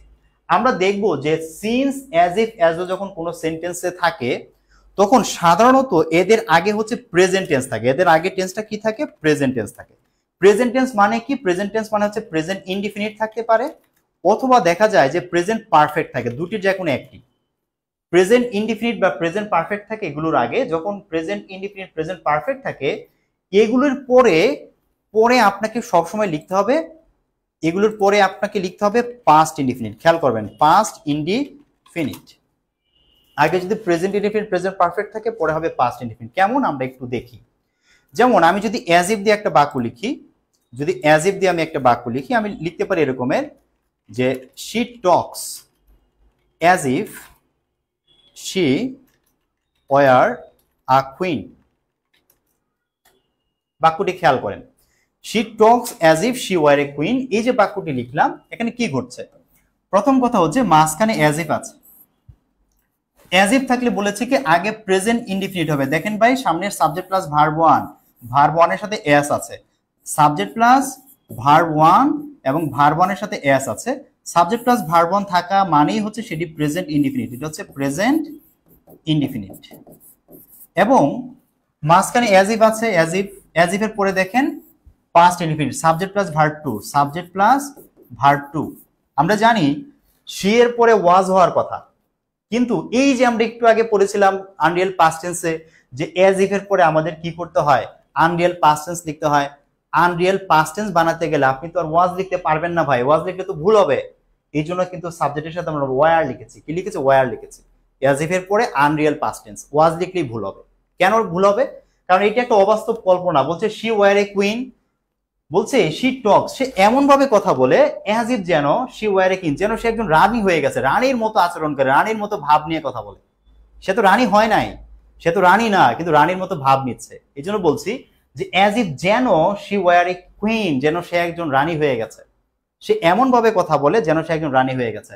অবাস্তব কল্পনা না, এই অবাস্তব কল্পনা মানেই হচ্ছে Unreal past tense. As if এর পরে হয় এই জন্য ওয়ার লিখেছে, বা ওয়াজ লিখি নাই। আবার এই যে উই যে রুলটা, যে আগে প্রেজেন্ট ইনডিফিনিট থাকলে পরে পাস্ট ইনডিফিনিট, দেখেন সেটিও মেনটেন করছে। Subject plus verb two, past indefinite maintain কিন্তু করছি। কোনোভাবে কিন্তু এই বিষয়গুলোকে এড়িয়ে যাওয়া যাবে না, এড়িয়ে গেলে কিন্তু ভুল হবে। তার মানে একটা জায়গাতে কিন্তু আরেকটি জিনিস চলে আসে, এক জায়গায় আরেকটি জিনিস চলে আসে। আমি আরেকটি জিনিস লিখেছিলাম একটু আগে, আপনারা যদি একটু খেয়াল করেন, আমি এখানে একটি বাক্য লিখেছিলাম, এই বাক্যটি দেখেন। আচ্ছা, এটি আমি একটু পরেরটাতে দেখাতে হবে কারণ ওখানে পাস্ট টেন্স চলে আসছে। আমি আরেকটি বাক্য লিখি সিন্স দিয়ে, যেমন আমি বলতে পারি যে ইট ইজ, আমি বলতে পারি ইট হ্যাজ বিন আ মান্থ, এক মাস হয়ে গেছে, since I went there, since I went there. ঠিক আছে, এখানে একটু খেয়াল করেন, এখানে কি হচ্ছে, এই যে মাঝখানে সিন্স আছে, মাঝখানে সিন্স আছে, মাঝখানে সিন্স থাকলে কি করতে হবে, আগে দেখেন প্রেজেন্ট থাকতে হবে, সাবজেক্ট প্লাস, এখানে সাবজেক্ট আছে, এখানে হ্যাজ আছে, এবং তারপরে বিন হচ্ছে একটা verb three, subject plus has plus verb three. Subject plus has plus verb three থাকলে কোন টেন্স হয়? সেটা হয় প্রেজেন্ট পারফেক্ট, সেটি হয় প্রেজেন্ট পারফেক্ট। সুতরাং আগে কি আছে? প্রেজেন্ট পারফেক্ট আছে, আর পরে হচ্ছে সাবজেক্ট প্লাস ভার্ব টু। আগে প্রেজেন্ট থাকলে পরে কি হয়? Past indefinite. দেখেন পাস্ট ইনডিফিনিট আছে, মেইনটেইন করছে। মিনিংটা কেমন? It has been a month since I went there. এখানে সিন্সের অর্থ যদিও যেহেতু, কিন্তু এখানে কিন্তু যেহেতু অর্থ বসতেছে না। সিন্সের এখানে যেহেতু অর্থে বসতেছে না। কেন বসতেছে না আমি একটা এক্সাম্পল দিয়ে বুঝাবো। আগে এটা বুঝেন, এই বাক্যের মিনিংটা হচ্ছে এমন যে সিন্স আই ওয়েন্ট দেয়ার মানে সেখানে যাওয়া থেকে এক মাস হয়ে গেছে, অর্থাৎ সেখানে যাওয়ার পর থেকে এক মাস হয়ে গেছে। মিনিংটা এরকম বলতে পারি যে এক মাস হয়ে গেল আমি আর সেখানে যাই না, এক মাস হয়ে গেল আমি আর সেখানে যাই না, অর্থাৎ যেদিন গিয়েছিলাম তারপর থেকে এক মাস হয়ে গেছে, আর সেখানে আমার যাওয়া হয়নি, আর আমার যাওয়া হয়নি। অর্থাৎ এক মাস হয়ে গেল সেখানে আমি যাই না। এইভাবে যদি এটা অনুবাদ করা হয় সবচেয়ে সুন্দর হয়। তাহলে এখন প্রশ্ন জাগে যে ভাইয়া তাহলে সিন্সের অর্থ যেহেতু কখন হবে? সিন্সের অর্থ যেহেতু বলেছেন, যেহেতু কখন হবে? ওকে, এই বাক্যটি দেখুন, আরেকটি বাক্য আমি লিখে দেখাচ্ছি। সিন্স অর্থ যেহেতু কখন হয়, যেমন আমি বলতে পারি যে সিন্স হি ওয়াজ টায়ার্ড, যে যেহেতু সে ক্লান্ত ছিল, he didn't go to play, সে খেলতে যায়নি। যেহেতু সে ক্লান্ত ছিল সে খেলতে যায় নাই। যখন আপনি দেখবেন যে সিন্স যেহেতু অর্থে বসবে, যেহেতু অর্থে যখন বসবে, তখন কিন্তু এই সিন্স ওই যে প্রেজেন্ট ইনডিফিনিট এবং পাস্ট ইনডিফিনিটের যে ব্যাপারগুলো, ওই টেন্সগুলো মেনটেন করবে না। দেখেন এখানেও পাস্ট ইনডিফিনিট আছে, এখানেও পাস্ট ইনডিফিনিট আছে, দুই জায়গাতেই পাস্ট ইনডিফিনিট আছে। কিন্তু আমরা যে একটু আগে যে বাক্যটা লিখেছিলাম, যে বাক্যটাতে সিন্স ছিল, এই বাক্যটা কিন্তু আগে প্রেজেন্ট পারফেক্ট এবং পরে পাস্ট ইনডিফিনিট বিষয়টা মেনটেন করেছে। অর্থাৎ ওই যে থেকে অর্থে যখন বসে, অথবা ওখানে যাই না অর্থে যখন বসে, এক মাস হয়ে গেল সেখানে আর যাই না, এক বছর হয়ে গেল তোমার সাথে আর দেখা হয় না, এই কথাগুলো বলার জন্য আমাদেরকে সিন্স দিয়ে ওই যে প্রেজেন্ট এবং হচ্ছে পাস্টের বিষয়টাকে মেনটেন করতে হবে। আর যখন আপনি শুধু যেহেতু অর্থ লিখবেন, তখন আপনি যে কোনো টেন্স দিয়ে বাক্যগুলো লিখতে পারেন, মিনিং অনুযায়ী যে কোনো আপনি টেন্সে লিখতে পারবেন। ঠিক আছে, আমি এই সিন্সের আরেকটা এক্সাম্পল দেখাবো, বিষয়টা একটু কমপ্লিকেটেড, ভালোভাবে বুঝে নিলে ভালো হয়। আমি যদি আরেকটি বাক্য দেখাই, যেমন ধরেন আমি চট্টগ্রামে গেলাম আমার এক ফ্রেন্ডের সাথে দেখা করতে, আমি বলছি যে it is a long time, it is a long time, অনেক একটা লম্বা সময় হয়ে গেছে, সিন্স উই মিট লাস্ট, অর্থাৎ সর্বশেষ যেদিন দেখা করেছি সেই দিন থেকে একটি লম্বা সময় হয়েছে, একটি লম্বা সময় হলো, বন্ধুর সাথে আর দেখা হয়নি, আর আমাদের দেখা হয়নি, এই কথাটা বলছি যে it is a long time since we meet last. হ্যাঁ, বাক্যটাকে সুন্দর করে অনুবাদ করলে হয় আমাদের সর্বশেষ দেখা থেকে একটি লম্বা সময় হয়ে গেল, আমাদের সর্বশেষ দেখা থেকে একটি লম্বা সময় হয়ে গেল, মানে এর মাঝখানে আর আমাদের দেখা হয়নি। এখানে কিন্তু যেহেতু অর্থে সিন্সকে আমরা ব্যবহার করছি না। পার্থক্য কি বুঝতে পেরেছেন আপনারা? একটু জানাবেন যে বুঝতে পারছেন কিনা।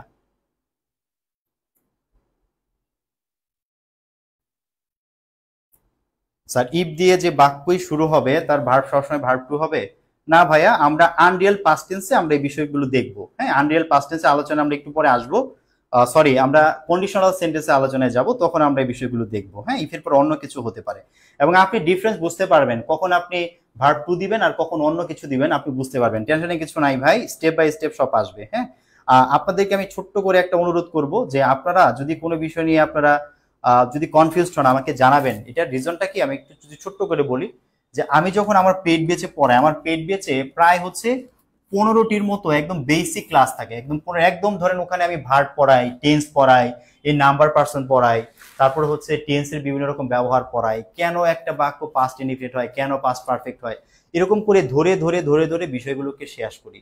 তো তারা কিন্তু আমার সাথে খুব দ্রুত রিলেট করতে পারে পরবর্তীতে। কিন্তু আপনাদের যেহেতু সেই বেসিকের বিষয়গুলোকে এখন ডেভেলপ করতে পারছি না, আপনাদের কিছু কিছু জায়গাতে কনফিউশন হতে পারে, আমাকে বলবেন, সেগুলোকে হয়তো বা সেইভাবে পড়াতে পারবো না, কিন্তু আপনার বোধগম্য বা আপনি বুঝতে পারবেন এই ওয়েতে আপনাকে নিয়ে যাওয়া যাবে, টেনশনে কিছু নাই। ঠিক আছে, আপনারা আমাকে একটু কমেন্ট করে জানাবেন কোনো প্রবলেম হলে। যে বুঝতে পেরেছেন, সম্পূর্ণ ক্লিয়ার স্যার বলেছেন। জি ভাই, অনেক ধন্যবাদ, আপনাদের কমেন্ট পেলে ভালো লাগে। হ্যাঁ, কমেন্ট পেলে ভালো লাগে, আপনারা বুঝতে পারছেন, জানলে পড়িয়ে শান্তি পাই। আচ্ছা, ওকে, আসেন আমরা তাহলে পরের কনসেপ্টে যাই। আমরা এরপর কিছু প্রশ্ন দেখব। আসলে এখানে কিছু প্রশ্ন আপনাদের জন্য আমি রেখেছি, চলুন আমরা এই প্রশ্নগুলি একটু দেখি আমরা পারি কিনা। হ্যাঁ, প্রথমে যে বাক্যটি আছে এটি আমাদের সপ্তম শিক্ষক নিবন্ধনে এসেছিল। এখানে কি বলছে দেখেন, এই যে ইটস, ইটস মানে কি দেখেন, ইটস, এই ইটস মানে যখন অ্যাপোস্ট্রফি এস থাকে ইটের সাথে, তখন এটি বলতে ইট ইজও হতে পারে, এটি ইট হ্যাজও হতে পারে, আবার এটি ইট ওয়াজও হতে পারে, তিনটাই হতে পারে, তিনটি হয়। কিন্তু আপনাকে বুঝে নিতে হবে যে এই যে সিন্স আছে, একটু খেয়াল করেন, সিন্স আছে, তো আমাদের এখানে কি আছে, এটা কি ইজ হবে নাকি হ্যাজ হবে অথবা ওয়াজ হবে, কি হবে, তাই না? এখন আমরা এখানে যদি এটাকে ওয়াজ ধরি, যদি এটা ওয়াজ হয় তাহলে আমাদের বাক্যটা একরকম হবে, সেটা আমি একটু পরে দেখাবো। আপাতত আমরা ধরি যে এটা হচ্ছে ইট ইজ, এটা ইট ওয়াজ কেন নয়, আপনারা একটু পরে এটার আনসার পাবেন। আপাতত এটাকে ধরি ইট ইজ, তার মানে ইট ইজ মেনি ইয়ার্স, যে অনেক বছর হলো, অনেক বছর হলো, সিন্স এইটা যদি ইজ হয় তার মানে এখানে সাবজেক্ট প্লাস কি আছে, ভার্ব ওয়ান আছে, তার মানে এই পাশে সাবজেক্ট প্লাস কি হওয়ার কথা, ভার্ব টু, অর্থাৎ পাস্ট ইনডিফিনিট হবে।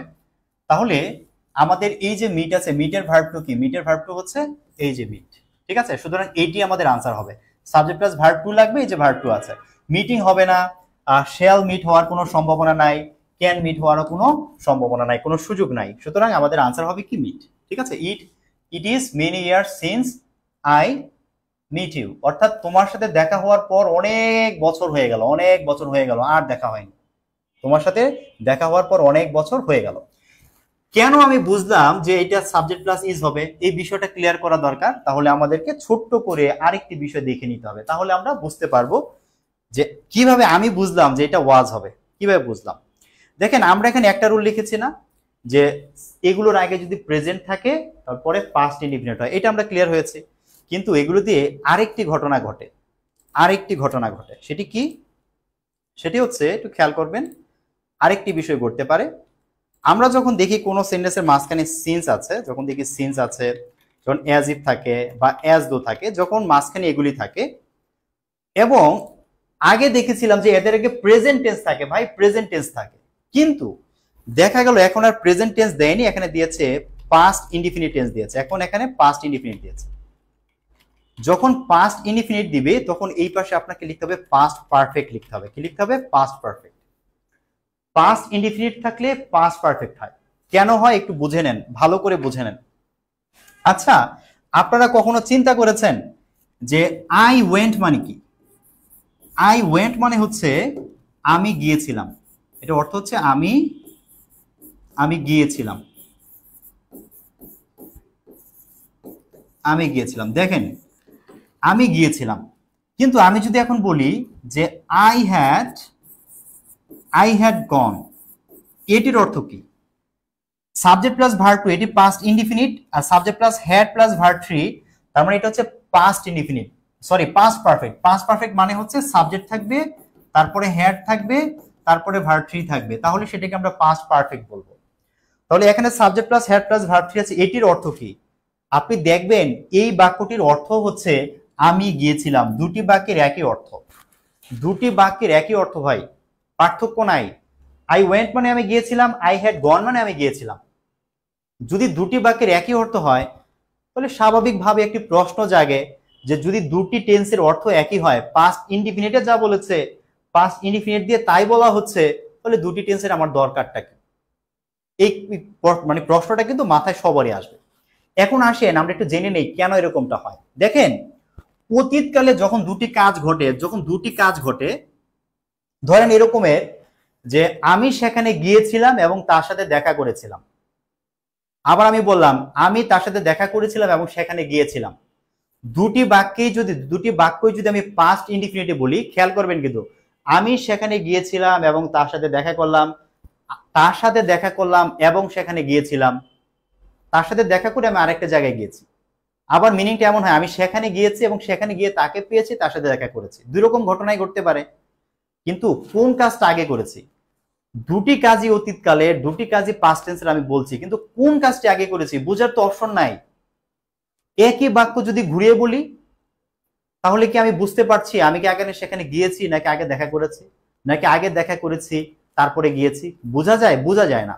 এই সমস্যাটা সমাধান করার জন্য আমাদেরকে পাস্ট পারফেক্ট টেন্সকে ব্যবহার করতে হয়। এর মানে হলো যে কাজটি আগে হয়, মনে রাখবেন দুটি কাজের মধ্যে আমি একটু বলি যে অতীতকালের দুটি কাজ এগুলো আমাদের টেন্সের ক্ষেত্রেও লাগবে। বিফোর আফটার রুলে গিয়ে সেম বিষয়টা পাবো এখানে, এই জন্য মানে বিষয়টা বিশ্লেষণ করে বুঝিয়ে দিচ্ছি।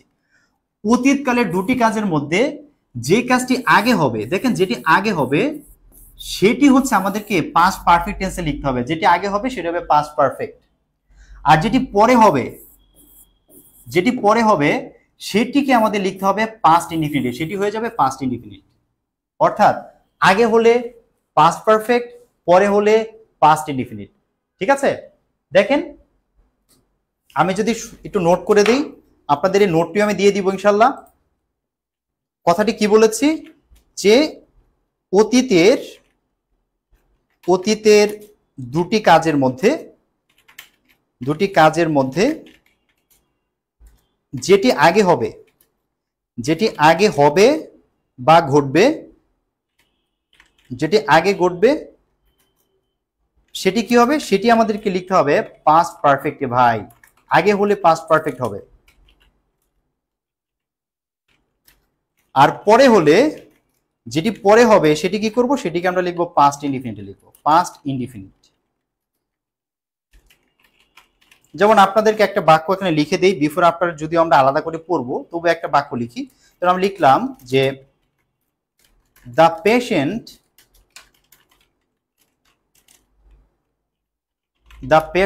had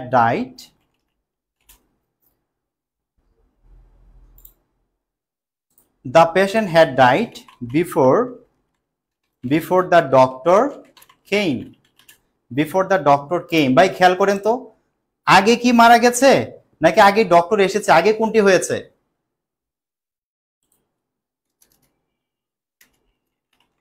The patient had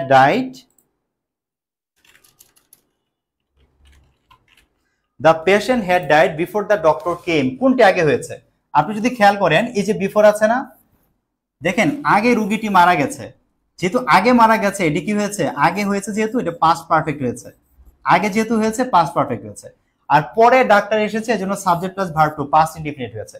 সব জায়গাতে যখনই দেখবেন আপনি এরকমের পাস্টের দুটি বাক্য আছে, পাস্টের দুটি বাক্য আছে, খেয়াল রাখতে হবে যেটি আগে হবে সেটি হবে পাস্ট পারফেক্ট, যেটি পরে হবে সেটি হবে পাস্ট ইনডিফিনিট। আগে হলে পাস্ট পারফেক্ট, পরে হলে পাস্ট ইনডিফিনিট মেইনটেইন করবে। ওকে, আমরা বিফোর আফটার আলোচনায় আরো এটা বিস্তারিত আলোচনা করব। আমরা এখন এই আলোচনায় আসি। আমরা তাহলে বুঝে নিলাম পাস্ট ইনডিফিনিট এবং পাস্ট পারফেক্টের মধ্যে কি পার্থক্য। তো এই রুলটাতে আমরা বলেছি যে এগুলোর আগে যদি পাস্ট ইনডিফিনিট থাকে তাহলে পাস্ট পারফেক্ট হবে। এই কম্বিনেশনটা অনেক জায়গাতে লাগবে, হোয়েন হোয়াইলের রুলেও লাগবে, বিফোর আফটারে লাগবে, এখন লাগছে, অনেক জায়গাতে আপনারা এই কম্বিনেশনটা পাবেন বলে এত কথা বললাম। সেটি হচ্ছে যে যখনই আপনি দেখবেন একটা প্রেজেন্ট ইনডিফিনিট তার মানে আরেকটা পাস্ট ইনডিফিনিট হবে, যখন একটা পাস্ট ইনডিফিনিট তাহলে আরেকটি কি হবে, পাস্ট পারফেক্ট হবে। ঠিক আছে, এই কম্বিনেশনটা আমাদের কাজে লাগবে। এখন এই যে আমরা লিখলাম যে সিন্স অ্যাজ ইফ অ্যাজ দোর আগে যদি পাস্ট ইনডিফিনিট হয় পরে পাস্ট পারফেক্ট হবে। আমরা এক্সাম্পল দেখি। দেখেন আমি লিখতে পারি, আমি বলতে পারি আগে যেরকম একটা বাক্য লিখেছিলাম শি টক্স লিখেছিলাম, আমি যদি সেটাকে পাস্ট করে দিই শি টকড, সে এমন ভাবে কথা বলতো অ্যাজ ইফ যেন she had been a queen, যেন সে একজন রানী হয়ে গিয়েছিল। সে এমন ভাবে কথা বলতো, শি টক মানে কি বলতো, এখন বলে না, আর শি টক্স মানে এখনো বলে। শি টক মানে সে এমন ভাবে কথা বলতো, পাস্টে লিখেছে শি টক, সে এমন ভাবে কথা বলতো যেন she had been a queen, যেন সে একজন রানী হয়ে গিয়েছে। ভাই এই যে আগে দেখেন পাস্ট ইনডিফিনিট আছে, তার মানে পরে পাস্ট পারফেক্ট হবে। আগে যেহেতু পাস্ট ইনডিফিনিট আছে পরে পাস্ট পারফেক্ট হবে। এই বিষয়টাকে মেনটেন করলেই কিন্তু আপনারা এই ধরনের প্রশ্নগুলিকে খুব সুন্দরভাবে আনসার করতে পারবেন। আমাকে একটু জানাবেন যে কোনো প্রবলেম হচ্ছে কিনা বুঝতে, একটু বলবেন যে প্রবলেম হচ্ছে কিনা, সবকিছু ঠিকঠাক আছে কিনা। আমরা এখন প্রশ্ন দেখব বেশ কয়েকটি। এতক্ষণ যা শিখলাম আমরা চেষ্টা করছি যে এই বিষয়গুলো আমরা পারি কিনা। আমি অনেকগুলো জিনিস কিন্তু এক জায়গায় করে দিয়েছি সহজ করে দেওয়ার জন্য।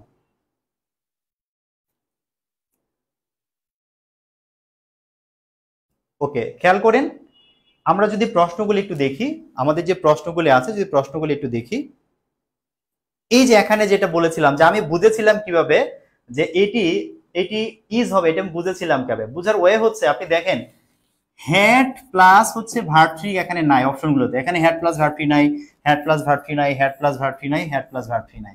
তার মানে যেহেতু হ্যাড প্লাস ভার্ব থ্রি নাই, এখানে যেহেতু হ্যাড প্লাস ভার্ব থ্রি বসানো যাবে না, অপশনে হ্যাড প্লাস ভার্ব থ্রি নাই মানে এখানেও হ্যাড প্লাস ভার্ব থ্রি বসানো যাবে না। যেহেতু এখানে হ্যাড প্লাস ভার্ব থ্রি বসানো যাবে না, তার মানে অবশ্যই ভার্ব টু বসাতে হবে, ভার্ব টু বসাতে হবে। তাহলে এই মিট হচ্ছে আমাদের ভার্ব টু। আর এই পাশে যদি সাবজেক্ট প্লাস ভার্ব টু হয়, পাস্ট ইনডিফিনিট হয়, তাহলে আগে কি হবে, প্রেজেন্ট ইনডিফিনিট হবে। এই জন্যই কিন্তু আমরা এখানে এটা যে ইট ইজ হবে এটা বোঝা যাচ্ছে যে এই পাশে প্রেজেন্ট আছে, এই জন্য এই পাশে পাস্ট ইনডিফিনিট হচ্ছে, সহজ ব্যাপার। পরের প্রশ্নটা দেখেন, পরের প্রশ্নটি যদি দেখেন আপনারা দেখবেন এটা 17তম শিক্ষক নিবন্ধনে আসছে। প্রশ্নটি এমন যে আই ফেন্সি, দেখেন তো ফেন্সির পরে কি হবে, সাবজেক্ট প্লাস ভার্ব টু হবে, সাবজেক্ট প্লাস ভার্ব টু হবে। এই যে টার্ন হচ্ছে আমাদের subject plus verb two, so এটি আমাদের আনসার হবে। এটা ভার্ব ওয়ান আছে, আনসার হবে না। এখানে এম টার্নিং হওয়ার মানে সম্ভব না। আর হেড প্লাস ভার্ব থ্রি হবে না। কেন হেড প্লাস ভার্ব থ্রি হবে না, আমরা বলেছি ফেন্সির পরে সাবজেক্ট প্লাস ভার্ব টু হয়, সুতরাং হেড প্লাস ভার্ব থ্রি আমরা নিতে পারবো না, এই জন্য আমরা ভার্ব টু নিচ্ছি। আনরিয়াল পাস্ট টেন্স হবে, আনরিয়াল পাস্ট পারফেক্ট টেন্স তো বলি না, আনরিয়াল পাস্ট টেন্স বলেছে, সো ভার্ব টু নিব। পরেরটি বলেছে it is high time we dash, দেখেন ইট ইজ হাই টাইম, এটার পরে কি হয়, সাবজেক্ট প্লাস ভার্ব টু হয়। তো আমাদের এখানে সাবজেক্ট প্লাস ভার্ব টু কোথায় আছে, এই যে we meet him at the office, আমরা এখানে কিন্তু ভার্ব টু লিখেছি। এটা আমাদের পঞ্চম শিক্ষক নিবন্ধন পরীক্ষা আসছিল, তখন কিন্তু এমসিকিউ পরীক্ষা হতো না, রিটেন হতো, ইংলিশটা তখন রিটেন হতো, এই কারণে এখানে কোনো অপশন নাই, এটি রিটেন হিসেবে এসেছিল। পরের প্রশ্নটি বলেছে ইট ইজ হাই টাইম, দেখেন ইট ইজ হাই টাইমের পরে কি হবে, সাবজেক্ট প্লাস ভার্ব টু, সুতরাং সাবজেক্ট প্লাস ভার্ব টু কোথায় আছে, চেঞ্জড, এটি আমাদের আনসার হবে। হ্যাভ চেঞ্জড হবে না, শুড চেঞ্জ হবে না, শুড হ্যাভ চেঞ্জড হবে না, শুধু কি হবে, চেঞ্জড হবে, সাবজেক্ট প্লাস ভার্ব টু লাগবে।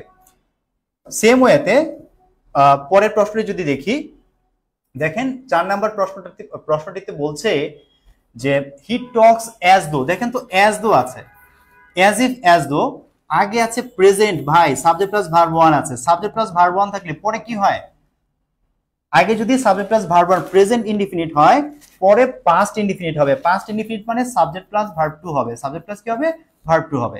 সাবজেক্ট প্লাস ভার্ব টু কোথায় আছে, হি ওয়াজ আছে, হি ওয়াজ কি নেওয়া যাবে, যাবে না। কেন যাবে না? কারণ এস দেওয়ার পর আমাদেরকে আনরিয়েল পাস্ট টেন্স নিতে হবে। আনরিয়েল পাস্ট টেন্সে ওয়াজ বসে না। আনরিয়েল পাস্ট টেন্স আমি ওয়াজ লিখতে পারবো না, আমাকে কি লিখতে হবে? ওয়্যার লিখতে হবে। সো এখানে ওয়াজ আছে, এটি বাদ। হ্যাজ বিন তো হবেই না, কারণ আমাকে সাবজেক্ট প্লাস ভার্ব টু নিতে হবে। এখানে সাবজেক্ট প্লাস ভার্ব টু নাই, এখানে সাবজেক্ট প্লাস ভার্ব ওয়ান আছে, নেওয়া যাবে না। এই যে সাবজেক্ট প্লাস ভার্ব টু এবং এস দেওয়ার পর যে আনরিয়েল পাস্ট টেন্স হয় সেই জন্য ওয়্যার আছে ভাই, ওয়্যার আছে, ওয়্যার আছে। খুব ইম্পর্টেন্ট রুল, আপনি দেখতে পাচ্ছেন অনেকগুলো পরীক্ষাতে আসছে। সো আমাদের ডি নাম্বারটা কি হবে? আনসার হবে। পরে কি বলেছে? আই উইশ, উইশের পরে কি হয়? সাবজেক্ট প্লাস ভার্ব টু এবং আনরিয়েল পাস্ট টেন্স হবে। টুডের পরে ইজ লেখা যাবে না, কারণ এটা প্রেজেন্ট। বলেছিলাম উইশের পরে সাবজেক্ট প্লাস ভার্ব ওয়ান হয় না, ইজ হবে না। ওয়াজ হবে, ওয়াজও হবে না, কারণ উইশের পরে আনরিয়েল পাস্ট টেন্স লাগবে, ওয়াজ দিলে নরমাল পাস্ট টেন্স হবে, হবে না। সো আনসার হবে ওয়্যার, উইল বি তো হবেই না। দেখেছেন যা পড়েছেন যদি খালি মাথায় রাখেন আমার লেকচার, আপনি দেখবেন সহজে এই আনসারগুলো আপনি লিখতে পারছেন। আমাকে একটু বলেন তো, এই যে আমি এতক্ষণ ধরে বক বক করছি, এরপরে কি বাসায় আবার এগুলো পড়া লাগবে? মানে বেসিকটা কি পড়া লাগবে? হয়তো কিছু ব্যতিক্রম কথা বলেছি, সিন্স কখন কি মিনিং হয়, এরকম কিছু বিষয় বলেছি, বাট বেসিকটা মাথায় আছে না? বেসিকটা মাথায় রাখা কিন্তু সহজ, খুব কঠিন না। লেকচার শুনলেই এগুলো পারা যাবে, লেকচার শুনলেই এগুলি পারা যাবে। আচ্ছা, হেডের সাথে বিন কখন হবে ভাই? হেডের সাথে বিন কখন হবে? বিন তো একটা, বিন কি বলেন তো? বিন তো একটা ভার্ব থ্রি। বিন একটা ভার্ব থ্রি না? বিন একটা ভার্ব থ্রি। তো I had been a merchant, এটা অর্থ কি? অর্থ হচ্ছে আমি একজন বণিক ছিলাম, আমি একজন ব্যবসায়ী ছিলাম। এই বাক্যটা আমি চাইলে পাস্ট ইনডিফিনিটে বলতে পারতাম I was A merchant, I was A merchant, আমি একজন বণিক ছিলাম, আমি এটা বলতে পারতাম। আমি একজন বণিক ছিলাম, যদি আমি সেটাকে পাস্ট ইনডিফিনিটে বলি তখন আই ওয়াজ হচ্ছে আই ওয়াজ এ মার্চেন্ট, আমি একজন বণিক ছিলাম। আবার এই বাক্যটাকে আমি কোনো একটা কারণে পাস্ট পারফেক্টে বলতে চাই, পাস্ট পারফেক্টে বলবো। পাস্ট পারফেক্টে বলতে গেলে সাবজেক্ট প্লাস হ্যাড আসে না, এই জন্য হ্যাড আসছে, আই হ্যাড। আর এই যে ওয়াজ আছে না ভাই, ওয়াজ, এই ওয়াজ এর ভার্ব থ্রি কি? বিন। হেড এর পরে তার ওয়াজ লেখা যাবে না, হেড এর পরে ভার্ব থ্রি লিখতে হবে, ওয়াজ এর ভার্ব থ্রি হচ্ছে বিন, এর জন্য বিন আসছে, I had been a merchant. এটির অর্থ আমি একজন বণিক ছিলাম, এটির অর্থ হচ্ছে আমি একজন বণিক ছিলাম। হেড এর পরে বিন কখন লিখবেন? যখন এই বি ভার্বকে ভার্ব থ্রি করার দরকার হয় তখন বিন লিখতে হয়। আমার পেট বেঁচে আমি এই জন্য টেন্স চেঞ্জিং শিখাই। টেন্স চেঞ্জিং এর দুইটা ক্লাস থাকে, একটি বাক্য থেকে, একটি টেন্স থেকে আরেকটি টেন্সে কিভাবে নিতে হয়। যারা আমার পেট বেঁচে স্টুডেন্ট শুনে দেখবেন।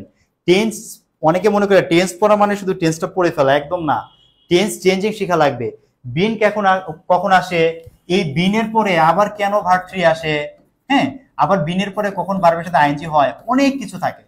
এই বিষয়গুলো যে মাথায় নিতে পারে সে তখন ইংলিশে ভালো করে, সে বুঝে শুনে বাক্যগুলো আনসার করতে পারে, পার্থক্য করতে পারে। ওকে ভাই, আমি বেশি কথা না বলি, শুধু এটা বলি যে এখানে ওয়াজ মানে ভার্ব টু, এটা পাস্ট ইনডিফিনিট, আর হেডের পরে বিন এখানে ভার্ব থ্রি হিসেবে বসছে। ভার্ব থ্রি এটা হচ্ছে পাস্ট পারফেক্ট টেন্স ভাই, পাস্ট পারফেক্ট। পাস্ট ইনডিফিনিট কি আপনি পাস্ট পারফেক্টে বলতে পারেন, পাস্ট পারফেক্টে পাস্ট ইনডিফিনিটে বলতে পারেন। বিভিন্ন কারণে বাক্যের মধ্যে টেন্সগুলোকে একটু চেঞ্জ করে ব্যবহার করতে হয়।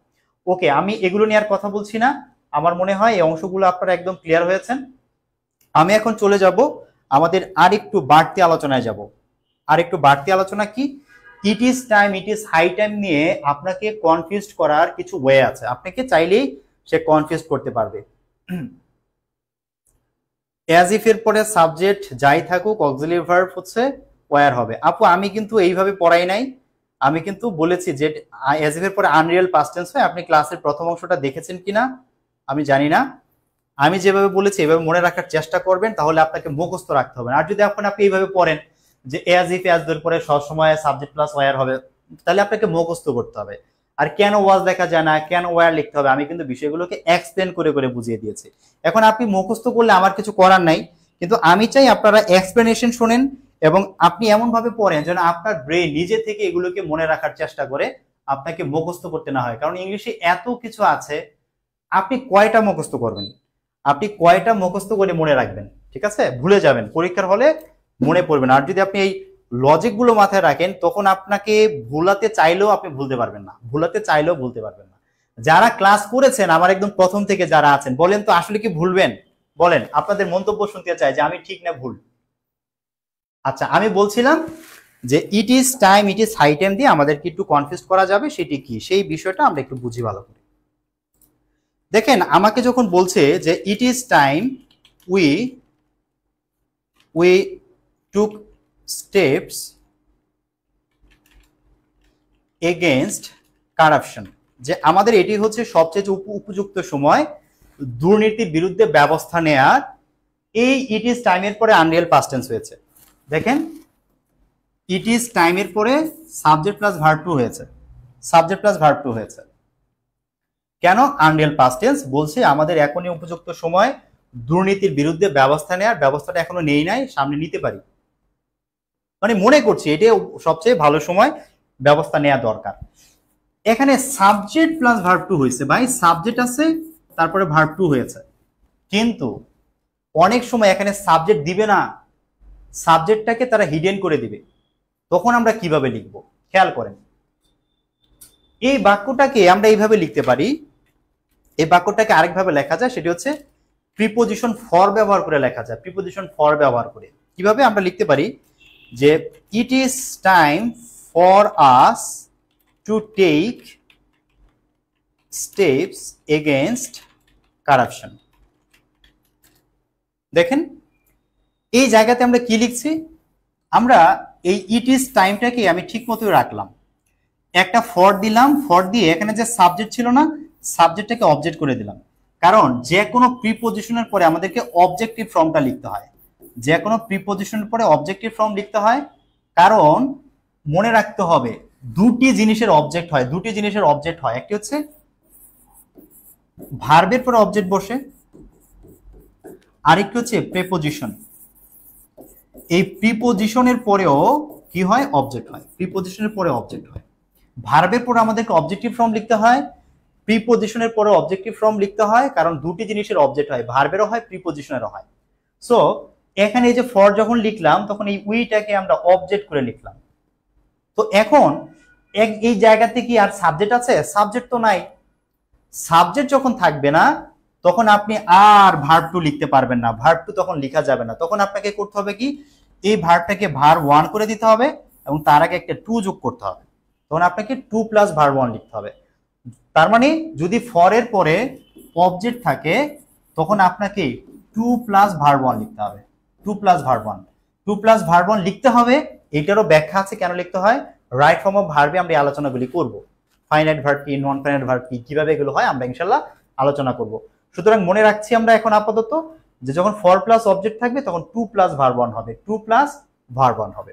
দেখেন এই বাক্যটিকে আরেকভাবে আপনার সামনে দিতে পারে, আরেকভাবে দিবে, সেটি কি আরেকভাবে দিতে পারে, সেটি হচ্ছে যে এরকম ভাবে দিবে, it is time to take steps against corruption. ঠিক আছে, এইভাবে দিতে পারে। এখানে কি হচ্ছে দেখেন, এই বাক্যটার মধ্যে এই যে ফর প্লাস অবজেক্ট ছিল না, ফর প্লাস অবজেক্ট এটিকে বাদ দিয়ে দিয়েছে। দেখেন এখানে লেখেনি, শুধু বলেছে it is time to take steps against corruption. তাহলে it is time, it is high time, it is right time, এই অংশগুলো থেকে এরকম ভাবে তিন ভাবে প্রশ্ন আসতে পারে। সাবজেক্ট প্লাস যদি সাবজেক্ট দেয় ভার্ব টু হবে, যদি ফর প্লাস অবজেক্ট দেয় তখন টু প্লাস ভার্ব ওয়ান হবে, যখন কিছুই নাই তখনও টু প্লাস ভার্ব ওয়ান হবে। মানে যদি বিষয়টাকে সহজ করে মনে রাখতে চান, সাবজেক্ট থাকলে ভার্ব টু, আর যদি দেখি সাবজেক্ট নাই তখন শুধু to plus verb one. Subject থাকলে ভার্ব টু, সাবজেক্ট না থাকলে to plus verb one, subject নাই to plus verb one, subject নাই to plus verb one. Okay, এই তিনটি ক্ষেত্রে আমরা এই বিষয়টাকে একটু মেনে চলবো, তাহলে আমাদের এই ধরনের মানে প্রশ্ন যদি দেয় আমরা খুব সহজে এগুলোকে আমরা ইনশাআল্লাহ আনসার করতে পারবো, অসুবিধা হবে না। ওকে, আচ্ছা আমি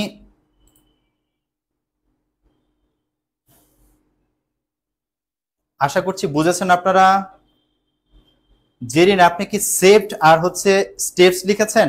আমি বুঝতে পারছি না, স্টেপ হবে নাকি মানে আপনি সেভড লিখেছেন, একটু জানাবেন। লেট একটি ভার্ব, জি লেটের পরে অবজেক্ট হয়, লেট তো একটা ভার্ব, শাকিলা সাকি, লেট একটি ভার্ব, আপনারা হয়তো জানেন না।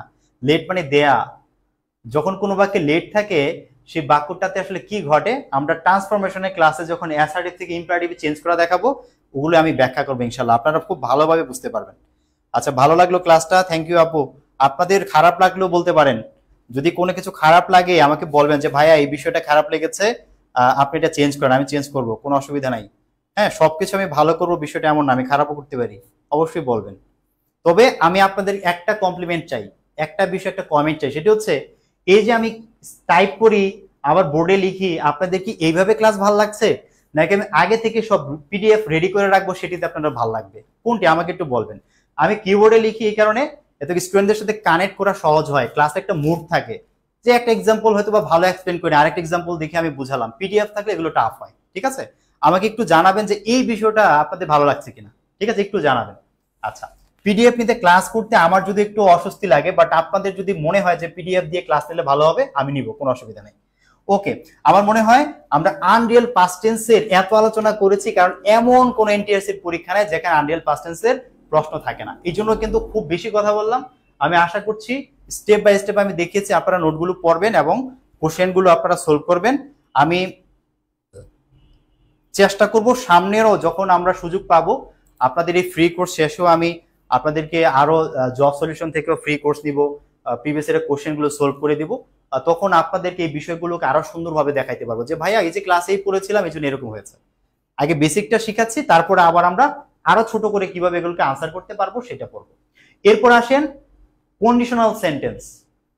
এইটা এমন একটা টপিক, এটাকে আপনারা রাইট ফর্ম অফ ভার্বে এটাকে আপনারা ধরতে পারেন, আবার এটাকে আপনারা মানে সেন্টেন্স কমপ্লিটিং এটাকে আপনারা ভাবতে পারেন, সেন্টেন্স কারেকশন এটাকে ভাবতে পারেন। এই টপিকটা থেকে পরীক্ষায় আসে না এমন কোনো পরীক্ষা বাংলাদেশে নাই। তো খুবই মানে ভালোভাবে চেষ্টা করব আমরা বেসিক বিষয়গুলোকে মাথায় নিয়ে খুব ভালোভাবে কন্ডিশনটা মাথায় নিবে, কারণ এটা বিসিএস, প্রাইমারি, এনটিআরসি যে কোনো পরীক্ষা, ব্যাংক সহ সব পরীক্ষাটা ইম্পর্টেন্ট, খুব ভালোভাবে বোঝার চেষ্টা করব। আচ্ছা আসেন আমরা কন্ডিশনাল সেন্টেন্স বলতে আসলে কি বুঝি। আমরা জানি একটা নাউন আছে, সেই নাউনটি হচ্ছে কন্ডিশন, কন্ডিশন, এবং এই কন্ডিশন শব্দের অর্থ হচ্ছে শর্ত। কন্ডিশন শব্দের অর্থ হচ্ছে শর্ত। এই কন্ডিশন থেকেই একটি ব্যাপার আসছে, সেটা হচ্ছে কন্ডিশনাল সেন্টেন্স। কন্ডিশনাল সেন্টেন্স, এই কন্ডিশনাল সেন্টেন্স মানে হচ্ছে শর্তমূলক বাক্য। শর্তমূলক বাক্য অর্থাৎ যে বাক্যগুলো দিয়ে আমরা মানুষকে শর্ত দিই। আমরা শর্ত দিই কি দিয়ে? আমরা শর্ত দিয়ে মানুষকে যদি দিয়ে। যদি ইংলিশ হচ্ছে ইফ, এই জন্য ইফ দিয়ে যে বাক্যগুলো থাকে সেই বাক্যগুলোকে আমরা বলি কন্ডিশনাল সেন্টেন্স। কারণ ইফ দিয়ে আমরা মানুষদেরকে কি করি? আমরা মানুষদেরকে বিভিন্ন শর্ত দিয়ে থাকি। যদি এটা হয় এটা করব, যদি তুমি এটি বলো তাহলে আমি এটি তোমার জন্য করব, এরকম আর কি। ইফ দিয়ে আমরা শর্ত দিই। আচ্ছা, তো ইফ দিয়ে যেহেতু শর্ত দেই, এই কন্ডিশনাল সেন্টেন্সের আবার প্রকার আছে। কি কি প্রকার আছে আমরা দেখি। একটা কন্ডিশনাল সেন্টেন্সকে বলা হয় প্রেজেন্ট কন্ডিশনাল। খেয়াল করবেন, প্রেজেন্ট কন্ডিশনাল, এবং আরেকটা হচ্ছে পাস্ট কন্ডিশনাল, এবং আরেকটাকে আমরা বলছি পারফেক্ট কন্ডিশনাল। পারফেক্ট কন্ডিশনাল আমাদের হচ্ছে এই তিন রকমের কন্ডিশন মেইন, বাট আরেক রকম কন্ডিশনাল আছে যেটাকে আমরা বলি জিরো কন্ডিশনাল।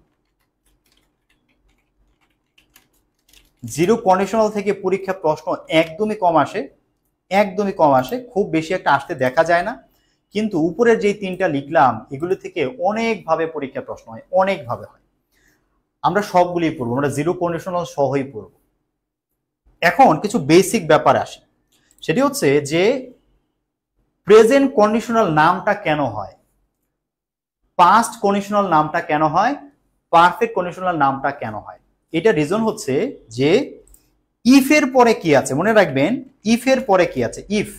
ইফ এর পরের যে বাক্যটা থাকবে, যে সেন্টেন্সটি থাকবে, সেই সেন্টেন্সটি কোন টেন্সে আছে তার উপর ডিপেন্ড করে হচ্ছে সেই কন্ডিশনালের নাম হয়। মানে যদি ইফ এর সাথে যে বাক্যটি থাকবে যদি এটি প্রেজেন্ট টেন্সে থাকে তাহলে এটির নাম হবে প্রেজেন্ট কন্ডিশনাল। যদি ইফ এর পরে পাস্ট ইনডিফিনিট টেন্স থাকে তখন এটার নাম হবে পাস্ট কন্ডিশনাল। যদি এখানে পাস্ট পারফেক্ট টেন্স থাকে, ইফ এর পরে যদি পাস্ট পারফেক্ট টেন্স থাকে তখন তাকে বলতে হবে পারফেক্ট কন্ডিশনাল। ঠিক আছে, তার মানে আমরা প্রথমত মাথায় নিয়ে নিলাম এটা, যখন আমি বলছি প্রেজেন্ট কন্ডিশনাল তখন ইফ এর পরে প্রেজেন্ট টেন্স থাকবে, যখন বলছি পাস্ট কন্ডিশনাল ইফ এর পরে পাস্ট টেন্স থাকবে, যখন বলছি পারফেক্ট কন্ডিশনাল তো ইফ এর পরে পাস্ট পারফেক্ট টেন্স থাকবে। এই তিনটি কনসেপ্ট প্রথমে মাথায় ঢুকিয়ে নিতে হবে। আচ্ছা, এরপরে এই কন্ডিশনাল সেন্টেন্সের একটা ব্যাপার হলো যে ইফ দিয়ে যখন কোনো বাক্য থাকে সেই বাক্যটি নর্মালি কমপ্লেক্স সেন্টেন্স হয়। ইফ দিয়ে কোনো বাক্য থাকলে সেটিকে কমপ্লেক্স সেন্টেন্স হয়। সিম্পল কমপ্লেক্স থেকে বেশ পরীক্ষার প্রশ্ন আসে, একটা দুটি চেঞ্জিং আসে। আমরা সিম্পল কমপ্লেক্সেরও কয়েকটা ক্লাস রাখবো আপনাদের জন্য। শুধু মনে রাখতে হবে, ছোট্ট করে নোট করে রাখেন, ইফ দিয়ে কোনো বাক্য থাকলে সেটিকে বলে কমপ্লেক্স সেন্টেন্স। কমপ্লেক্স সেন্টেন্স বলে। কমপ্লেক্স সেন্টেন্সের একটি ধর্ম হলো যে প্রথমে একটা কনজাংশন থাকবে, কনজাংশনের পরে একটি সেন্টেন্স থাকবে বা একটি ক্লজ থাকবে। আমি ক্লজ নিয়ে বেশি কথা বলছি না, কারণ আমরা ক্লজ অনেকেই বুঝবো না, এই জন্য আমি বলছি না। আর এইটার পরে আরেকটি ক্লজ থাকবে বা সেন্টেন্স থাকবে। তো যখন এরকম কনজাংশন থাকে ইফ, তারপরে একটি, তারপরে আরেকটি, দুটি ক্লজ বা দুটি সেন্টেন্স থাকবে। তাহলে ইফ এর পরে এখানে একটি সেন্টেন্স থাকবে, মানে এখানে একটি টেন্স থাকবে। ইফ এর পরে আরেকটি সেন্টেন্স, মানে এখানে আরেকটি টেন্স থাকবে। আমাদেরকে জানতে হবে যে পরের টেন্সটি কেমন হবে। এখানে তো শিখেই নিলাম যে এখানে প্রেজেন্ট ইনডিফিনিট থাকবে, পাস্ট ইনডিফিনিট থাকবে, পারফেক্ট, পাস্ট পারফেক্ট থাকবে। যখন প্রেজেন্ট থাকে তখন এই পাশটা কেমন হবে, যখন পাস্ট থাকে এই পাশটা কেমন হবে, যখন এই পাশে পারফেক্ট থাকবে তখন এই পাশে কেমন হবে। এই কনসেপ্টগুলো মাথার মধ্যে নিতে হবে। এখন আমরা একটা একটা করে পড়ি, ভালো করি। প্রথমে আসি, প্রথমে আমরা পড়ছি প্রেজেন্ট কন্ডিশনাল। Present conditional. আমরা আজকে প্রেজেন্ট কন্ডিশনাল দিয়ে ক্লাসটা আজকের মতো শেষ করব। আমরা বাকি আলোচনা ইনশাল্লাহ আগামী ক্লাসে করব। আর একটা কথা বলে রাখবো, যারা আপনারা এই শীটটি চান, যারা এই ক্লাস নোটটি চান, তারা দয়া করে, আমি কমেন্টে এবং এই ভিডিও ডেসক্রিপশনে আমি কয়েকটি লিঙ্ক দিয়েছি। আমার ইউটিউব চ্যানেলের লিঙ্ক আছে, আমার প্রোফাইলের লিঙ্ক আছে, এবং আমার যে পেজ আছে সেটিরও লিঙ্ক আছে। এখন বলতে পারেন ভাইয়া এত লিঙ্ক কেন? একটি রিজন, আমাদের অনেক বন্ধু বান্ধব আছে তো দুনিয়াতে, তারা আমাদের সাথে অনেক মশকরা করে। ধরুন হঠাৎ করে পেজে একটু রিপোর্ট মেরে দেয়, হঠাৎ করে পেজে কোনো একটা ঝামেলা করে দেয়। আপনাদের সাথে যেন কানেক্টেড থাকতে পারে, ডিসকানেক্টেড না হয়ে যায়, সেই জন্য আসলে এতগুলো লিঙ্ক দেয়া। আপনারা দয়া করে, যেই শিটটা আমি দিয়েছি এই শিটটা আমার পেজ থেকে দিব না, আমি চাই আপনারা আমার আইডিটাও জেনে রাখেন। আপনারা আমার যে ফেসবুক আইডিটি আছে সেই আইডি থেকে আপনারা এই পিডিএফটা একটু পরেই, ক্লাস শেষে হওয়ার আধা ঘন্টার মধ্যে আপনারা আমার আইডি থেকে শিটটি পেয়ে যাবেন। যত শিট দিব সবগুলো আমার আইডি থেকে আমি দিব, কারণ পেজ যদি না থাকে যেন আইডি থেকে আপনাদের সাথে আমি কমিউনিকেশনটা করতে পারি, ঠিক আছে? কারণ বন্ধু বান্ধব কখন কি করে ঠিক ঠিকানা নাই, ঠিক আছে? এই জন্য আপনাদের একটু কষ্ট হবে, কিন্তু দয়া করে আপনার আইডিটা আপনি চিনে রাখবেন, পারলে একটু ফলো দিয়ে রাখবেন। আর পেজ থেকে তো ক্লাসগুলো নিয়মিত হবেই, ঠিক আছে? সবই পাবেন ইনশাল্লাহ। বাট শুধু চাচ্ছি সব জায়গাতে আমাদের সাথে আপনারা কানেক্টেড থাকেন, এটি আপনাদের উপর রিকোয়েস্ট। আপনারা এটা দয়া করে খারাপভাবে নেবেন না। আসেন আমরা প্রেজেন্ট কন্ডিশনালের যে বিষয়টা বলছি, এটির ব্যাপার হচ্ছে যে শুরুতে ইফ থাকবে, এবং যেহেতু বলছি যে এটা প্রেজেন্ট কন্ডিশনাল, এর মানে ইফ এর পরে কিন্তু প্রেজেন্ট টেন্স থাকবে। প্রেজেন্ট টেন্স কি? প্রেজেন্ট টেন্সে দুটি বিষয় থাকতে পারে। এখানে দেখা যায় হয় প্রেজেন্ট ইনডিফিনিট থাকে, অথবা প্রেজেন্ট পারফেক্ট থাকে, দুটির যে কোনো একটি। হয় প্রেজেন্ট ইনডিফিনিট থাকবে অথবা প্রেজেন্ট পারফেক্ট থাকবে ইফ এর সাথে। আমরা যেহেতু একটু বড় হয়ে যে স্ট্রাকচারটা, আমরা ছোট করার জন্য আমরা এইভাবে লিখি যে ইফ এর পরে হচ্ছে প্রেজেন্ট টেন্স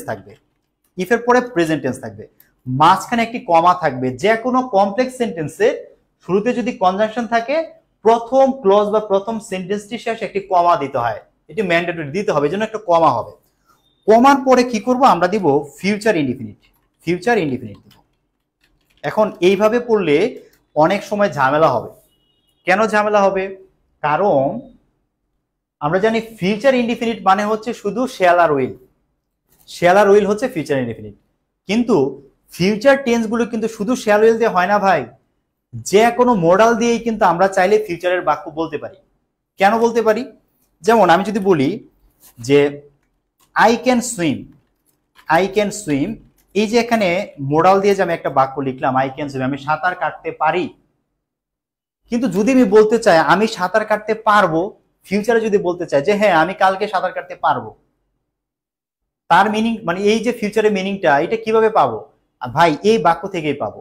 কারণ মডালগুলো যেরকম প্রেজেন্টের মিনিং দিতে পারে, আবার দুই একটি মডাল ছাড়া অধিকাংশ মডাল হচ্ছে ফিউচারের মিনিং দিতে পারে। এই যে আই ক্যান সুইম, এটার অর্থ হচ্ছে আমি সাঁতার কাটতে পারি, এটা যেরকম বলতে পারি। আবার আমি বলতে পারি আমি সাঁতার কাটতে পারবো, কাটতে পারবো। দুটোই হয়, প্রেজেন্টও মিনিং হয় আবার ফিউচারও মিনিং হয়, দুইভাবে হয়। ঠিক আছে, এই কারণে দেখা যায় যে এই যে ফিউচার টেন্স বলেছি, এই ফিউচার টেন্স বলতে শুধুমাত্র শ্যাল উইল থাকে না ভাই।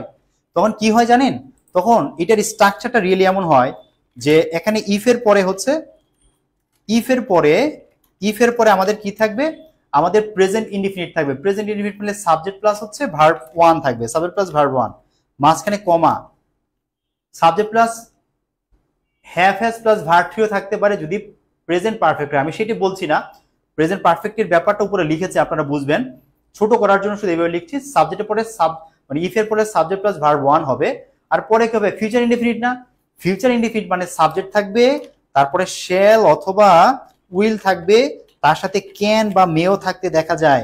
কেউ যদি চায় মাস্ট ব্যবহার করবে ফিউচার বোঝাতে, করতে পারে। অন্য মডেলগুলো যদি সে ব্যবহার করতে পারে, তবে দেখা যায় এই চারটির যে কোনো একটি থাকে, এই চারটির যে কোনো একটি থাকে, subject plus shall will can may plus verb one. কেন ক্যান মে থাকে, ক্যান মে দিয়েও ফিউচার টেন্সের বাক্য হয়, এই জন্য ক্যান মে থাকতে পারে। তাহলে আমরা যদি একটা বাক্য লিখি, বলতে পারি যে ইফ ইউ রিড ওয়েল, যদি তুমি ভালো করে পড়ো, you will shine in life, তুমি জীবনে উন্নতি করবে বা তুমি ভালো করবে। কারণ জীবন পাল্টাতে শুধুমাত্র পড়াশোনাই যথেষ্ট, পড়াশোনায় পারে জীবন পাল্টে দিতে, আর কিছু না। এই যে যদি কষ্ট করেন তাহলে ভালো কিছু পাবেন। তাহলে বাক্যটি হচ্ছে দেখেন যে if you read well you will shine in life, subject plus হচ্ছে ভার্ব ওয়ান আছে, এই জন্য কি হয়েছে, ইউ এর পরে আমরা উইল দিয়েছি, ইউ এর সাথে শ্যাল ব্যবহার করা যায় না, উইল দিয়েছি। এখন যদি কেউ যদি বলে যে না ভাই আমি ক্যান অথবা মে দিয়ে লিখবো, ক্যান অথবা মে দিয়ে লিখবো, তাহলে কি ভুল হবে? একদমই হবে না। দেখেন আমি যদি লিখি যে if you read well, meaning গুলো বুঝেন, কেন ক্যান মেও হতে পারে। If you read well you can shine in life, meaning গুলো একটু বুঝেন। আবার যদি বলি if you read well you may shine in life, এই যে কথাটা লিখলাম, তিনটি বাক্য লিখেছি। ইউ এর সাথে শুধুমাত্র শ্যাল দেয়া যায় না বলে শ্যালটা দিতে পারিনি, বাকি তিনটা দিয়ে লিখে দেখাচ্ছি মিনিং গুলো কি দাঁড়ায়।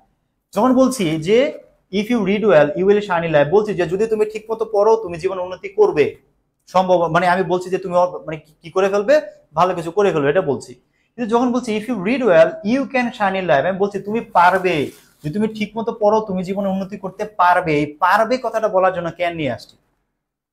আর এখানে বলছি ইফ ইউ রিড ওয়েল, যে তুমি যদি ভালো করে পড়ো, you may shine in life, অর্থাৎ তুমি হয়তো জীবন উন্নতি করবে। কারণ অনেকেই পরিশ্রম করে কিন্তু সফল হয় না, কারণ সফলতার জন্য শেষ পর্যন্ত একটু ভাগ্যের ছোঁয়া লাগেই, একটু লাগেই।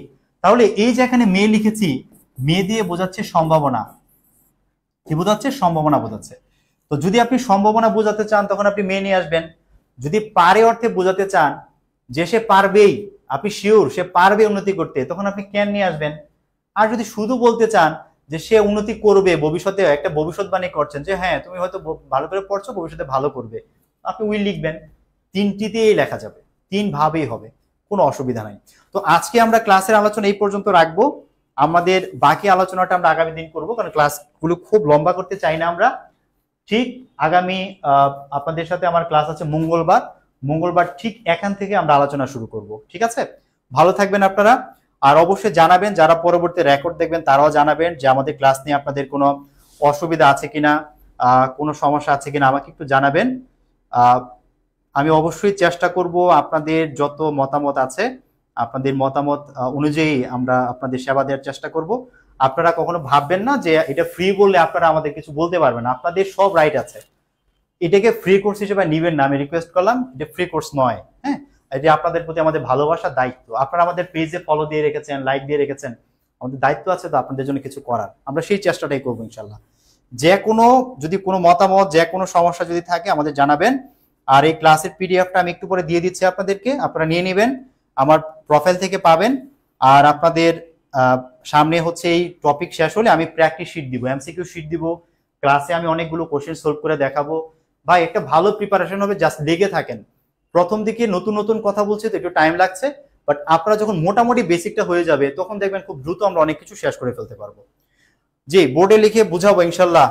ফারহানা হক, জি বোর্ডে লিখে বুঝাবো, আপনাদের যেইটা আপনাদের ভালো লাগবে সেটাই করবো ইনশাল্লাহ। জি খুব ভালো লেগেছে বলেছেন। আহ আয়েশা বিনতে বারেক আপু, থ্যাংক ইউ।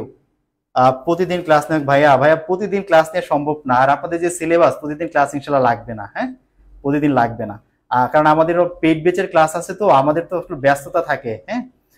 আমরা আমরা একটু আগাই, আপনাদের পরীক্ষার ডেট হচ্ছে বলেছে জানুয়ারিতে হবে, আমরা ডিসেম্বরের মধ্যে একটা মোটামুটি গুছিয়ে ফেলা ট্রাই করব, ঠিক আছে ইনশাল্লাহ। তো ভালো থাকবেন, কথা হচ্ছে আবার আপনাদের সাথে মঙ্গলবার ইনশাল্লাহ। আহ আফরোজা কি ক্লাস রুটিন দেয়া আছে আপু, আমাদের পেজগুলোতে আপনি ক্লাস রুটিন পেয়ে যাবেন ইনশাল্লাহ, হ্যাঁ। বাংলা এবং হচ্ছে আমাদের সরি বাংলা আমাদের ক্লাস হচ্ছে না আপাতত, সাধারণ জ্ঞান, ম্যাথ এবং ইংলিশ ক্লাস হচ্ছে, আপনারা পেয়ে যাবেন। পিডিএফটা ভাই আধা ঘন্টার মধ্যে পেয়ে যাবেন, ঠিক আছে, আধা ঘন্টার মধ্যেই পেয়ে যাবেন ইনশাল্লাহ। তো ভালো থাকবেন, সবাইকে অনেক শুভেচ্ছা। আপনারা কমেন্ট লিখতে থাকেন, আমি পরে রিপ্লাই দিব যদি আপনাদের কিছু বলার থাকে। ভালো থাকবেন, আসসালামু আলাইকুম।